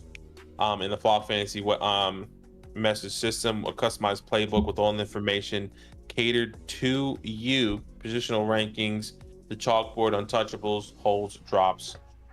We really appreciate you in your support. Like you said, like I Yeah. said earlier, you've been with us for a long time. Yeah. And you're one of the OGs, so we really thank you so much for just continuing Yeah. to grind with us, man. And if someone isn't willing to pay this price for Joe Burrow, then just hold, because he's still very young. He just averaged the third most points per game. There's no reason to sell him low if they're not willing to do that. Appreciate you, G Money. Got a super chat here from Kyle who says rebuild 12-team Superflex, Caleb or Rice and Tank. Caleb. Yeah, I love Rashee Rice, but probably Caleb, because Tank has a realistic outcome of a nothing burger now. Tank's dead in fantasy. It's over. There's a real possibility. Like, I mean, he broke his leg last year or the year before, came back, had a down season, dislocated his knee and tore multiple ligaments. Yeah. That was late into the season. He's not going to play in 2025. If he does, it might be like week 15, 16, where it's not going to matter. Yeah. Song of the day, by the way, says, someone help me. I got offered Josh Allen and James Conner for Caleb Williams and Gibbs. To me, this is all about what does your quarterback room look like. So if you have a Josh Allen and a Trevor Lawrence, probably not. But if you have like a Josh Allen and a Bo Nix, you have a Josh Allen and a Michael Penix, you have a Josh Allen and a Baker Mayfield, you have a Josh Allen and a Justin Herbert. But if you're telling me now you're relying on Caleb Williams and Matthew Stafford in Superflex, you know what I mean? It will really, really,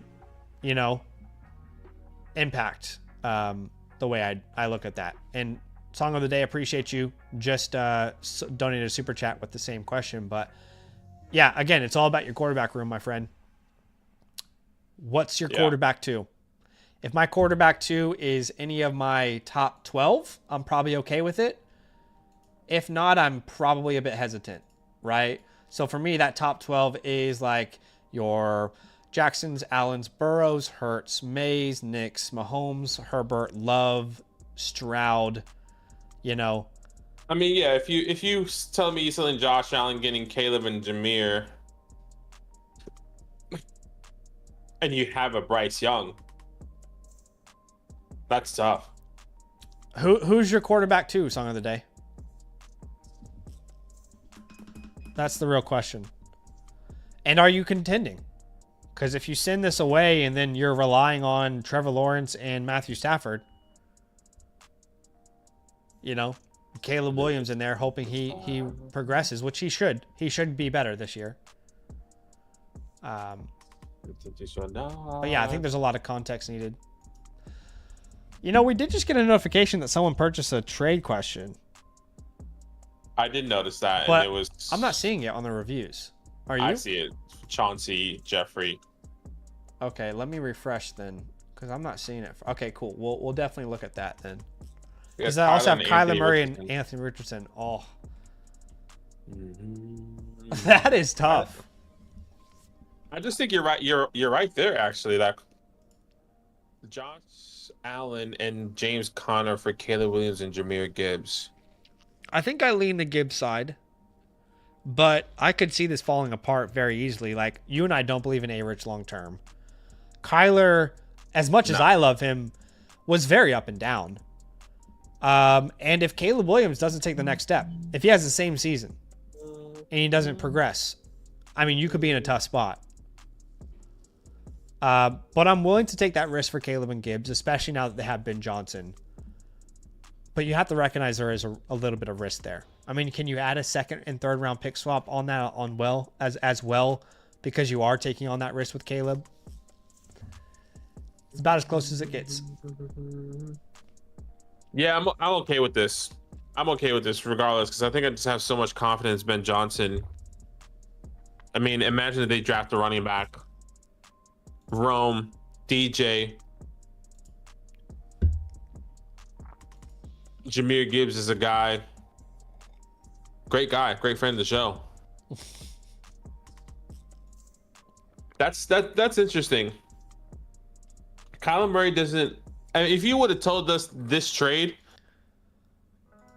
going into the 101 with Caleb Williams, or going into the 2024 season, us not knowing how Kyler Murray would have played, we would have been like, this is a smash accept right now. Yeah. But the fact that we know what Kyler Murray did last year, and it's like, oh, I would take it.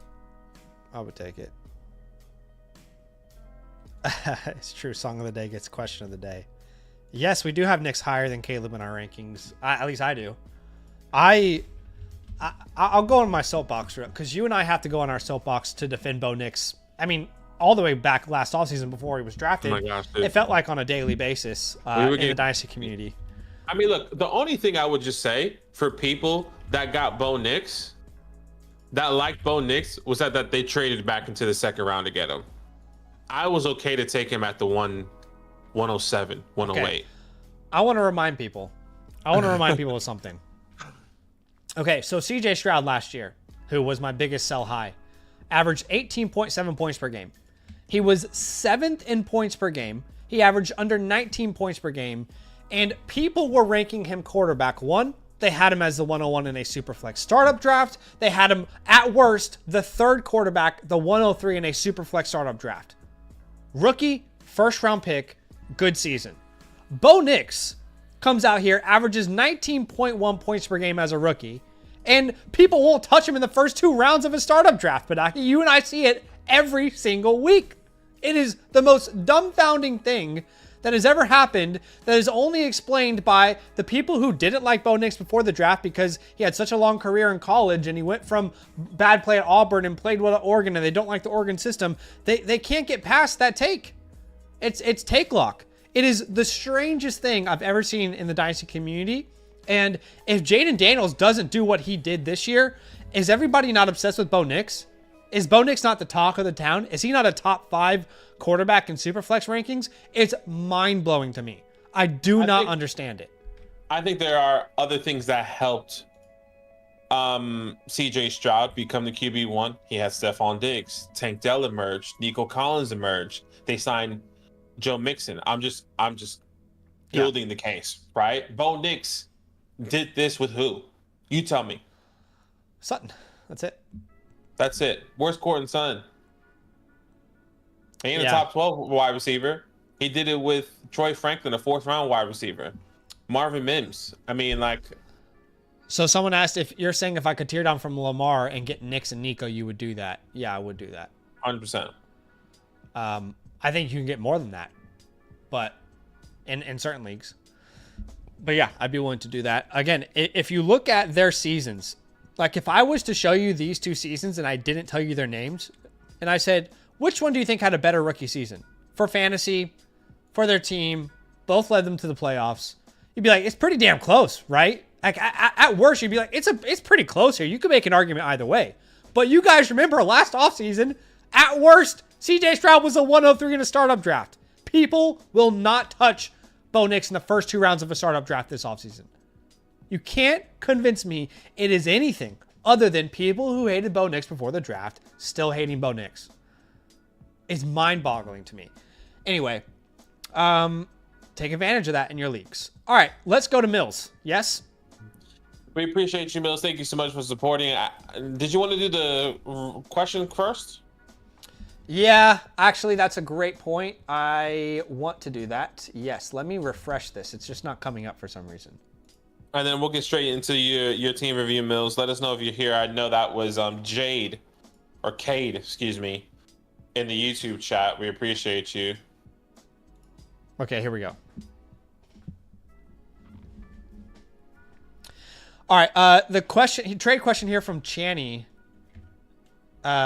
says, I took this trade thinking it gives me flexibility and Hall isn't much of a down tier than Genty. Did I lose according to my roster? What's my next move? So essentially they sent away the 101 Fields and Rice. They got back the 103 Brees and Braylon. Hate that Fields and Braylon were a part of this. I would have rather kept Justin Fields.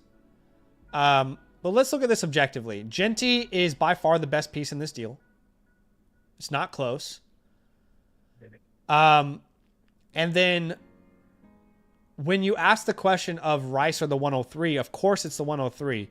But if Rice was healthy and he continued his season, what would the answer be?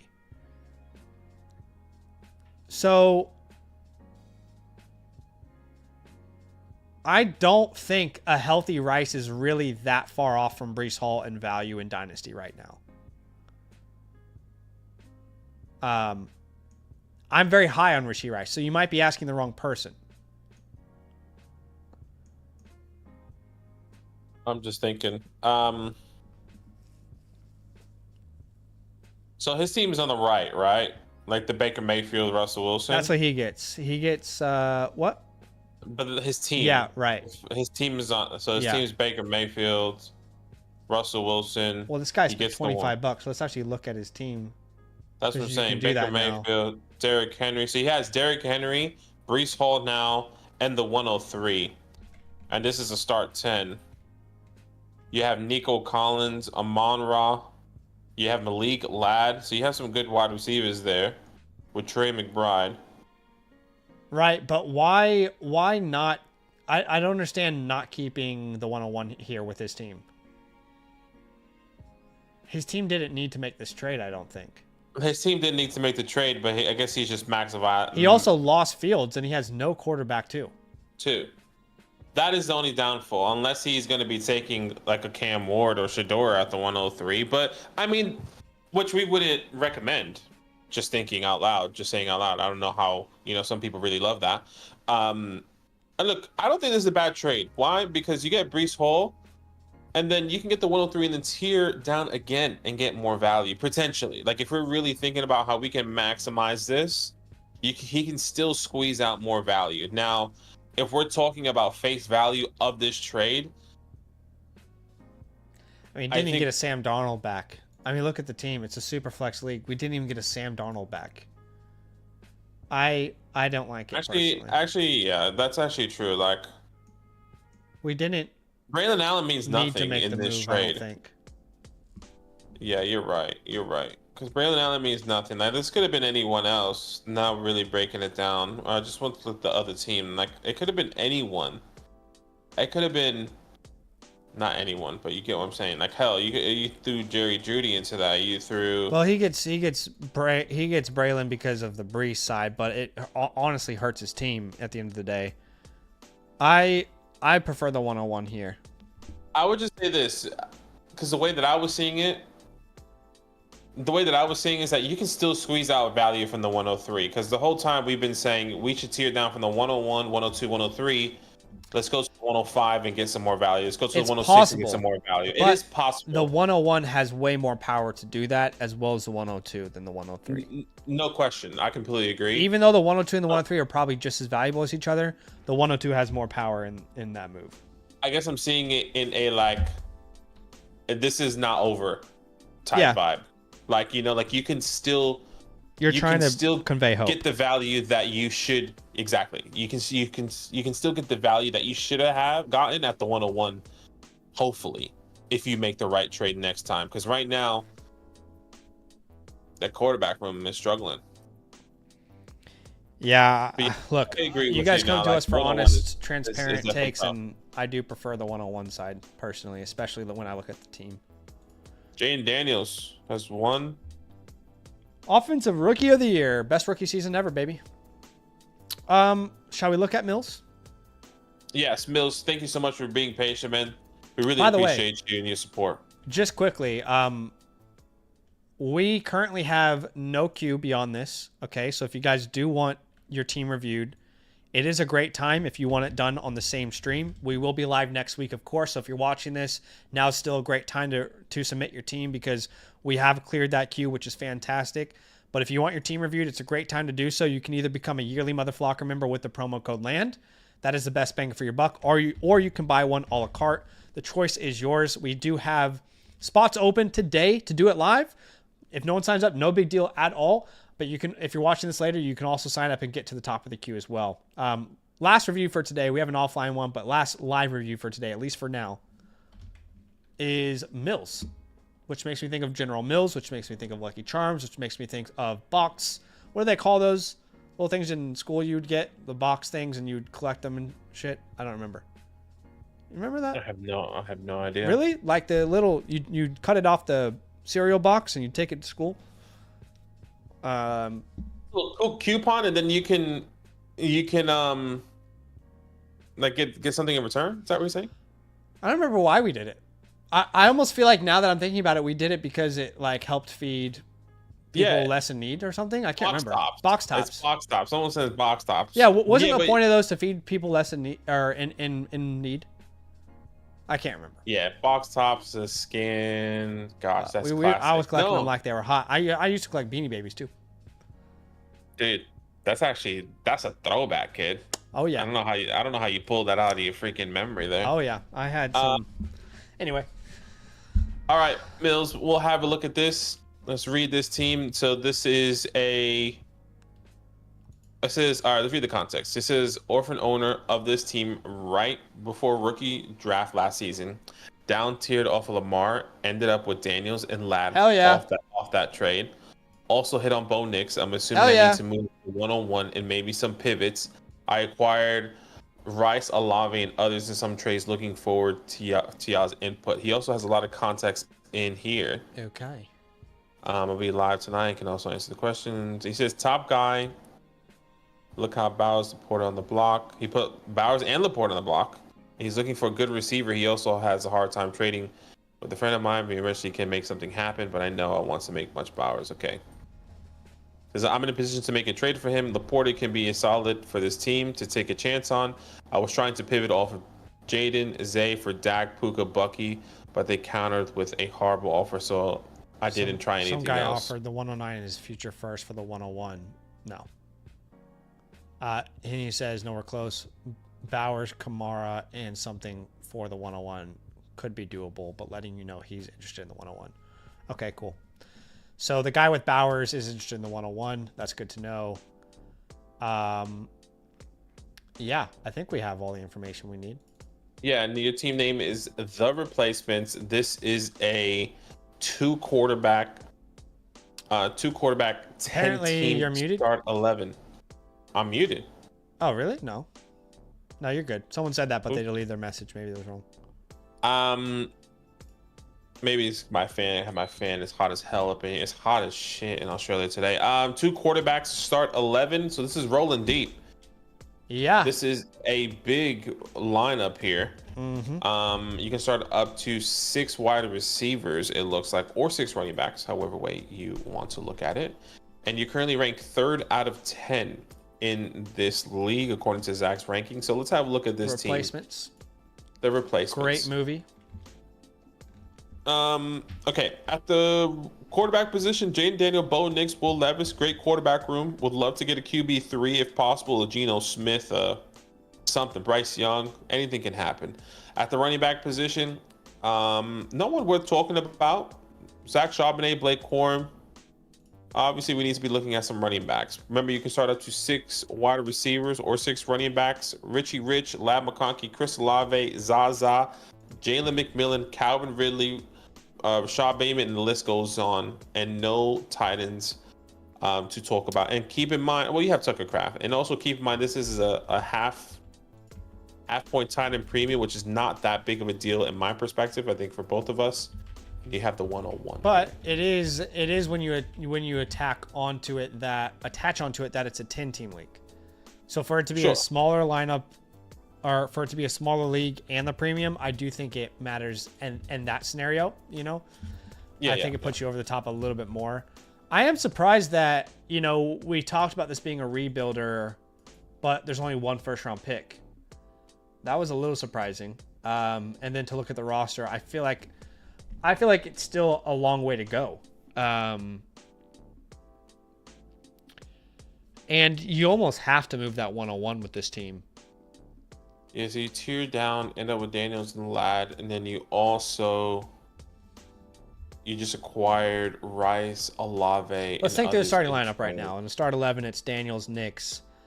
We don't know the 2 running backs right now, right? But then you have Rice, McConkey. Rice might not be healthy, but that's fine. Kraft, and then we would need 4 more starters, and Olave, Flowers, McMillan, Ridley, maybe. I think we're still a while off. I definitely expected more draft capital for the rebuild. It's not a bad team. It's just, yeah, that running back spot is really rough. You almost needed like a Tyrone Tracy at minimum there already, or you know, for us to really call this like a sleeper or something, you almost needed like a Tyrone, a Chase Brown, you know, James Cook or something there to, all right, then we could say, well, you add Genty onto this and your starting lineup is pretty decent. I think this is 1 year punt at minimum. Yeah. It's going to be very tough to find 2 starting running backs if we want to compete this year. I think this is still a punt. Rice especially is like, mm-hmm. I was just gonna say, like, especially if you do the trade, like if we tried to acquire Bowers, which now looking at it, I feel like that might not be the right move for you as much as we like Bowers. Yeah, you kind of, because you don't have future draft, like you don't have another first in 26 unless we're reading this wrong. Let us know if we are, Cade. But you don't have an additional first towards next year to really look at. I feel like the 101 is like your piece that you can move to make the rebuild work. If you just move it for a player, it'll be a very slow process and you'll drudge through this. You need to move the 101 for a haul, I think. Otherwise, this will just keep going on and on and on, I think. Yeah, he has Sam Laporta, though. He has Sam Laporta? No, sorry. I went back to read that context. Oh, okay. About Brock Bowers. Well, Brock Bowers owners also have Sam Laporta, and he's asking for the 101. I think in a rebuild, we focus less on any position and just on like maximizing the value of an asset. You know what I mean? Here's what I'll say. Untouchables are Jaden Daniels and the 101, but that's going to probably reflect on your playbook, right? When you see that, but I don't think we're going to keep the 101 if we can. Your holds 26 first, by the way, just because we know you're not going to be competing. That's fair. That's going to be important. Sorry, holds. Rashee Rice is a perfect hold because he's a player we want to build around, but he's probably going to be injured / suspended for a period of time next year. So he's perfect. He's not going to help you win. You want to have the best draft capital. He's perfect. I love Jalen McMillan as a really strong hold. I like Blake Corum as a really strong hold. One more. There's a couple more I really like, but like Parker Washington, I really like as a hold, considering they just hired Liam Cohen. I also would put like Zach Charbonnet in there.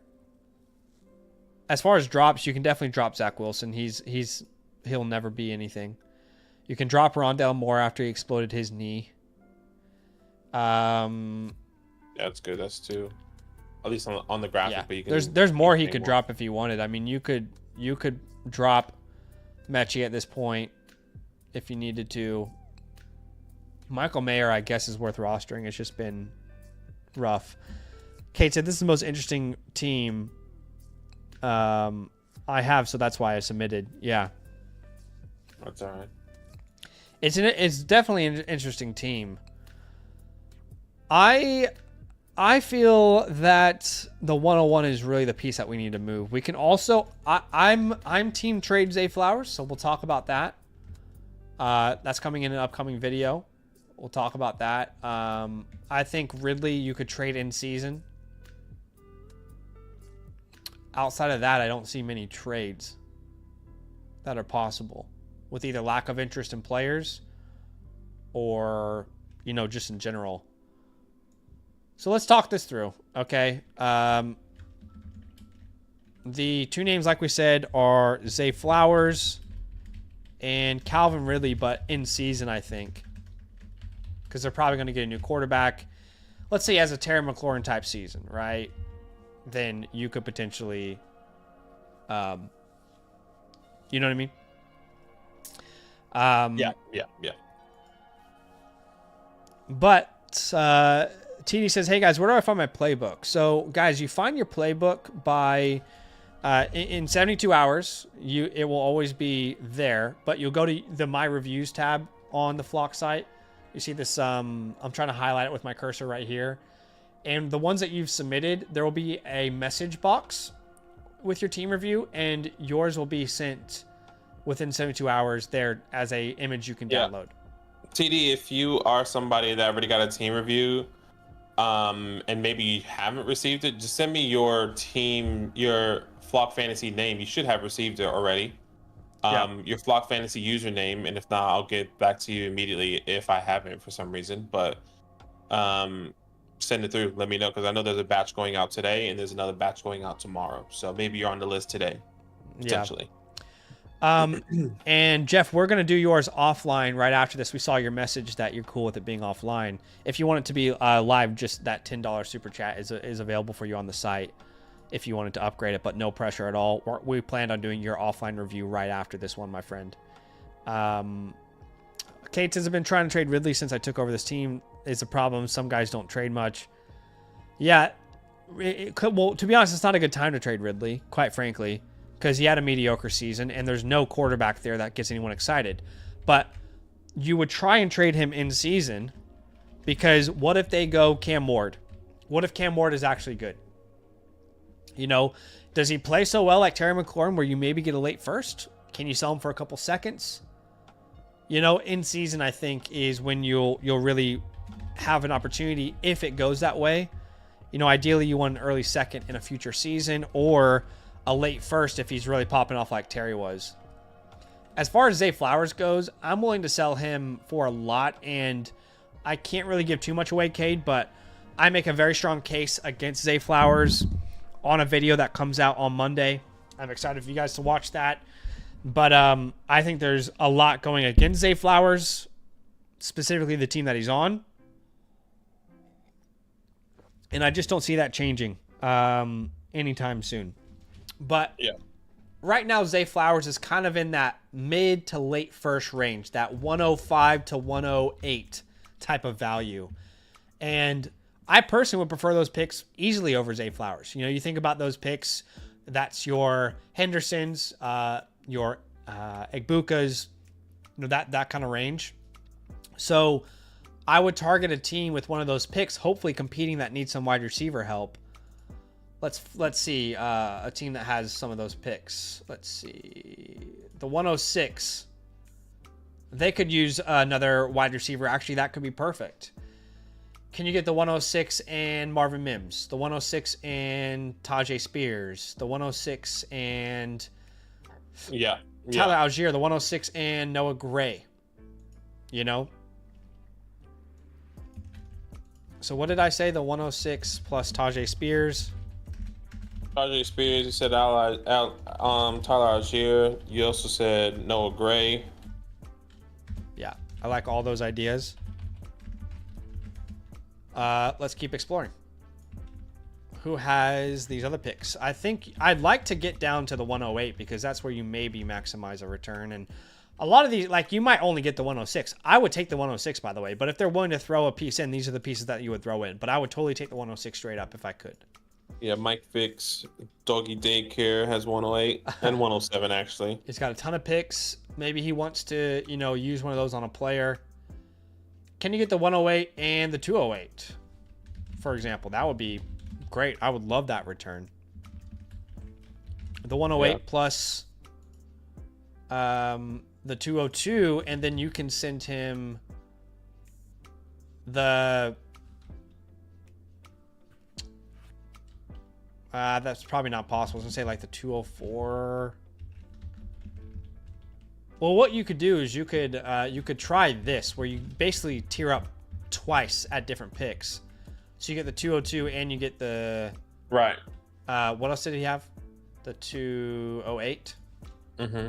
Right? So you tier up twice, basically. Exactly. If that makes sense. What is happening with this keyboard? That's so weird. Okay. Yeah, like that's another idea. I think that makes sense. I think Zay Flowers is about worth the 108. Yeah, I'm okay with that trade. Who has the 107? He also has 107. Oh, the His same 107 guy? and 108. Yeah, same guy. Okay, we'll try the 107 first. Like a 107 Downs. And then you can send him back the Zay Flowers and the 305 or something, you know? Yeah. I'd even add the 401 if I needed to, but I like that idea a lot.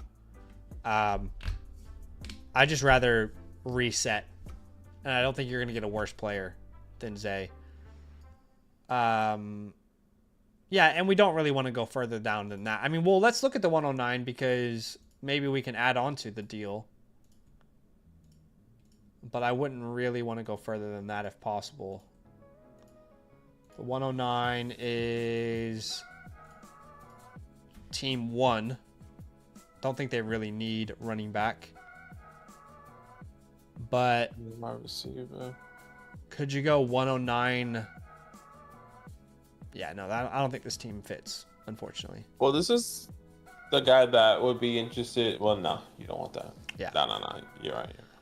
That team doesn't really fit. But of course, if you're going to stick and pick, you can go Ashton Genty. You know, if you don't get a haul, wait until Genty comes into the NFL and dominates. Wait until Genty gets drafted to the Cowboys. Wait until he gets drafted to the Bears in the first round, you know? And then maybe the crawlers kind of come out and start to fight for the 101. At the 204, you're going to be in that range that we really like for a running back. You know, and a couple of these wide receivers that we really like the Matthew Goldens of the world. But you'll be right there for the Giddens, Neals, Sampsons, Scataboos, Golden Royals. And then beyond that, like we always say, it's true BPA. We really can't say exactly what that will look like. It's just way too far out to project these 4th and 3rd round picks. The other option is to maximize value and trade the 101 for a haul. Right? Yep. So we use the 101, and let's find a team that has a good amount of assets and competitive. You know, like, what if you were offered like Bowers and the issue is we really need to use this trade to get future capital. You know, we really need to go like 105 and 2 firsts. That's really the route we need to take. But if you got offered like a Bowers Tracy, you're not turning it down, are you? I don't think so. No, you can't turn that down. And then what you could do is turn Bowers around and trade him for a bunch of capital, right? But it doesn't like directly address the goal we want, which is to have a lot of more assets in the future to really move around. But let's look at that team that has all those draft picks. What team was that? That's Mike Vick's. That's the team that I went back to because I think this is the guy that has the most draft capital currently in this draft class. So like if he wanted to get like it has to be 107, 108 and a big like Marvin or a Brian Thomas, like that might just be Brian a lot Thomas for some people. You couldn't get done, but what you could try is like I think you could try Marvin and the 108 in a future first. That could be possible, but the guy's a Cardinals fan based off his profile pic, so maybe not. But you could at minimum get the 107, the 108 in a future first. And then is there like a young player we want to attach to that? Like Josh Downs again? It could be Josh Downs. It could be George Pickens, I think. Or what you could do is you could commit to the rebuild and say, hey, give me the 108 and I want your 26 first and I want your 27 first. And Josh Downs as an example. All right. Joe Burrow just won Comeback Player of the Year. Yeah, that makes sense. I don't think he's like... He had a season-ending injury the year before. Yeah. But wasn't that late in the season anyway? Like that wasn't like multiple. That wasn't like 8 weeks. That was 4 weeks, 5 weeks. I think he qualifies for it. And for me, Maybe I'm tripping. Maybe I'm tripping. Like the only reason why I'm questioning it is because I don't think it was a full season he missed. I was just thinking it has to be like a bigger gap or something. I don't know. Maybe I'm tripping about that. What about the 102? What about like the 102? I'm thinking 102, 107, 108. Like that would be an easy yes, because then you could package the 108 down or the 102 down. You know, if you can turn the 102 into 2 future firsts, then you win that trade. Yeah. Based off of our current goal, but yeah, I'm okay with that. I'm okay with that. And like, look, if it's just something to, what'd you do? 105. I'm okay with that. 105. This guy is nothing, but actually it could be the perfect team to get their future firsts from. What about this guy? 105 in both his future firsts. 26 and 27. Yeah. Shake and bake. Give yourself a little more flexibility. I mean, see if you can add Debo or Shakir or something. Any one of these names, not all of them, any one of them. Debo, Shakir, Dell, Shaheed. Yeah. Like something that you might be able to sell in season, you know?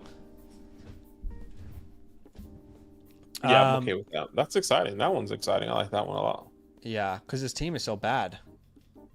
You really kind of own his future. That would be perfect. And you sell it to him like, man, imagine you could pair Bijan. Imagine you could pair him with Ashton Genty. The other route you could go there, by the way, is trying to grab Darnold. And what you would do is you probably couldn't ask for that extra first, but you would go Sam Darnold and you could go Sam Darnold and like an Njoku or something and sell Njoku in season, you know? I definitely prefer the other deal now that I'm thinking about it. I don't want to do that. Yeah, I think that's really your options there. I would say 106 Bucky is also really interesting as like a last minute option here. 106 plus Bucky Irving plus a future first. And then maybe you can send them the 101 and Calvin Ridley. Like this is how maybe you sell Ridley as like a add-on. Like the draft is over, Cam Ward's a Titan. It's like, well, yeah, look, you're getting Cam Ward's number 1, you know? Yeah, and that's kind of what I was gonna say with the first, with the 105 and the future first. Like if that person feels like he's sending away 4 or 5 assets for one, though Calvin Ridley his way as well. But I agree. I think this is the best route. Let us know if you have any last minute questions, Cade. The floor is yours. We want to know if there's anything else that we can do for you, but I'll give you the spiel and we'll wait for you to come back unless we have anything else to add. Last thing he says, when should I send out these offers? Probably April. Probably at his absolute hype and peak, because that's where exactly people want to. You can try Combine.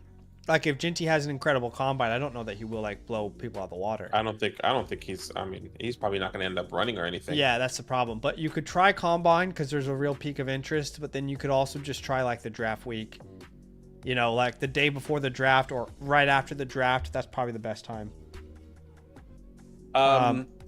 Yeah. I love sending flowers away for any of these deals. Honestly, I really think any of them are going to be very beneficial, but let's just say the 108 and the 208 as a highlight. I loved the Marvin idea you had. I just don't think the guy who's a fan is going to sell him. So let's highlight one of these other ones, like the Josh Downs trade where you get the future first from that guy. Yeah. I think we should Bucky. Yeah, the Bucky one. Let's do the Bucky one, and then we can do I guess the 101 Brock Bowers and Tracy. Yeah, that's even though we said that, but he said sounds good. No down tiering off Jaden. Just ride with him. I think like since you are rebuilding, there's no point of tearing down from him. I mean, look, you can't tear down from him. Get what, a Drake May and a piece. You could tear down from him, but you do need pieces that you can build around. A lot of rebuilds have like a Neighbors on them. They have like a Neighbors, they have a Bowers. They have one of these quarterbacks, wide receivers, or tight ends. It's like, at least I know I can build around him. But you could. I think I just would prefer to keep. I think him. we would prefer to keep. That's your hope. You got employees walking into the building in the morning. And if we're gonna trade Jaden Daniels, we're taking the posters down of Jaden Daniels, and they're like, "What are we trying to accomplish here?" Yeah. But once again, let us know if you have any last minute questions. You will be receiving this within 48 to 72 hours in the Flock Fantasy Message System, a customized playbook with all the information that you saw here today. Untouchables, holds, drops, positional rankings, the chalkboard, and so much more over there. With the playbook customized to you. But we appreciate you. Kate says, perfect, I agree. Just wanted to hear y'all's thoughts. I've been going back and forth, and I prefer to keep him as well. Okay, that's perfect. I mean, look, you hit on 2 quarterbacks in 1 year. Sometimes that's really hard. Yeah. So the fact that you got 2 quarterbacks in a super flex league that you don't really have to worry about now, you're chilling. Yeah. The rest is going to come. Most classes have pretty good running backs and wide receivers. So yeah. Appreciate you, my friend. That was a fun one. All right, our queue is pretty much empty now. If you're looking for a team review, it's a great time to get one. Freslinger, if you're watching this, we're about to do your team review offline after the stream. But that is pretty much it. Our queue is wide open. So if you want to get your team reviewed, it's a great time to submit. You can either become a yearly Mother Flocker member with the promo code LAND, or you can buy one just through the Flock store, whatever you prefer. Running back rankings are updated, and the video just came out today. The rookie report is being updated. Version 2 comes out on Monday. Sell highs come out on Monday. And that is it for today's stream. We appreciate you, and we'll see you soon. Nothing but love. We'll see you. Love.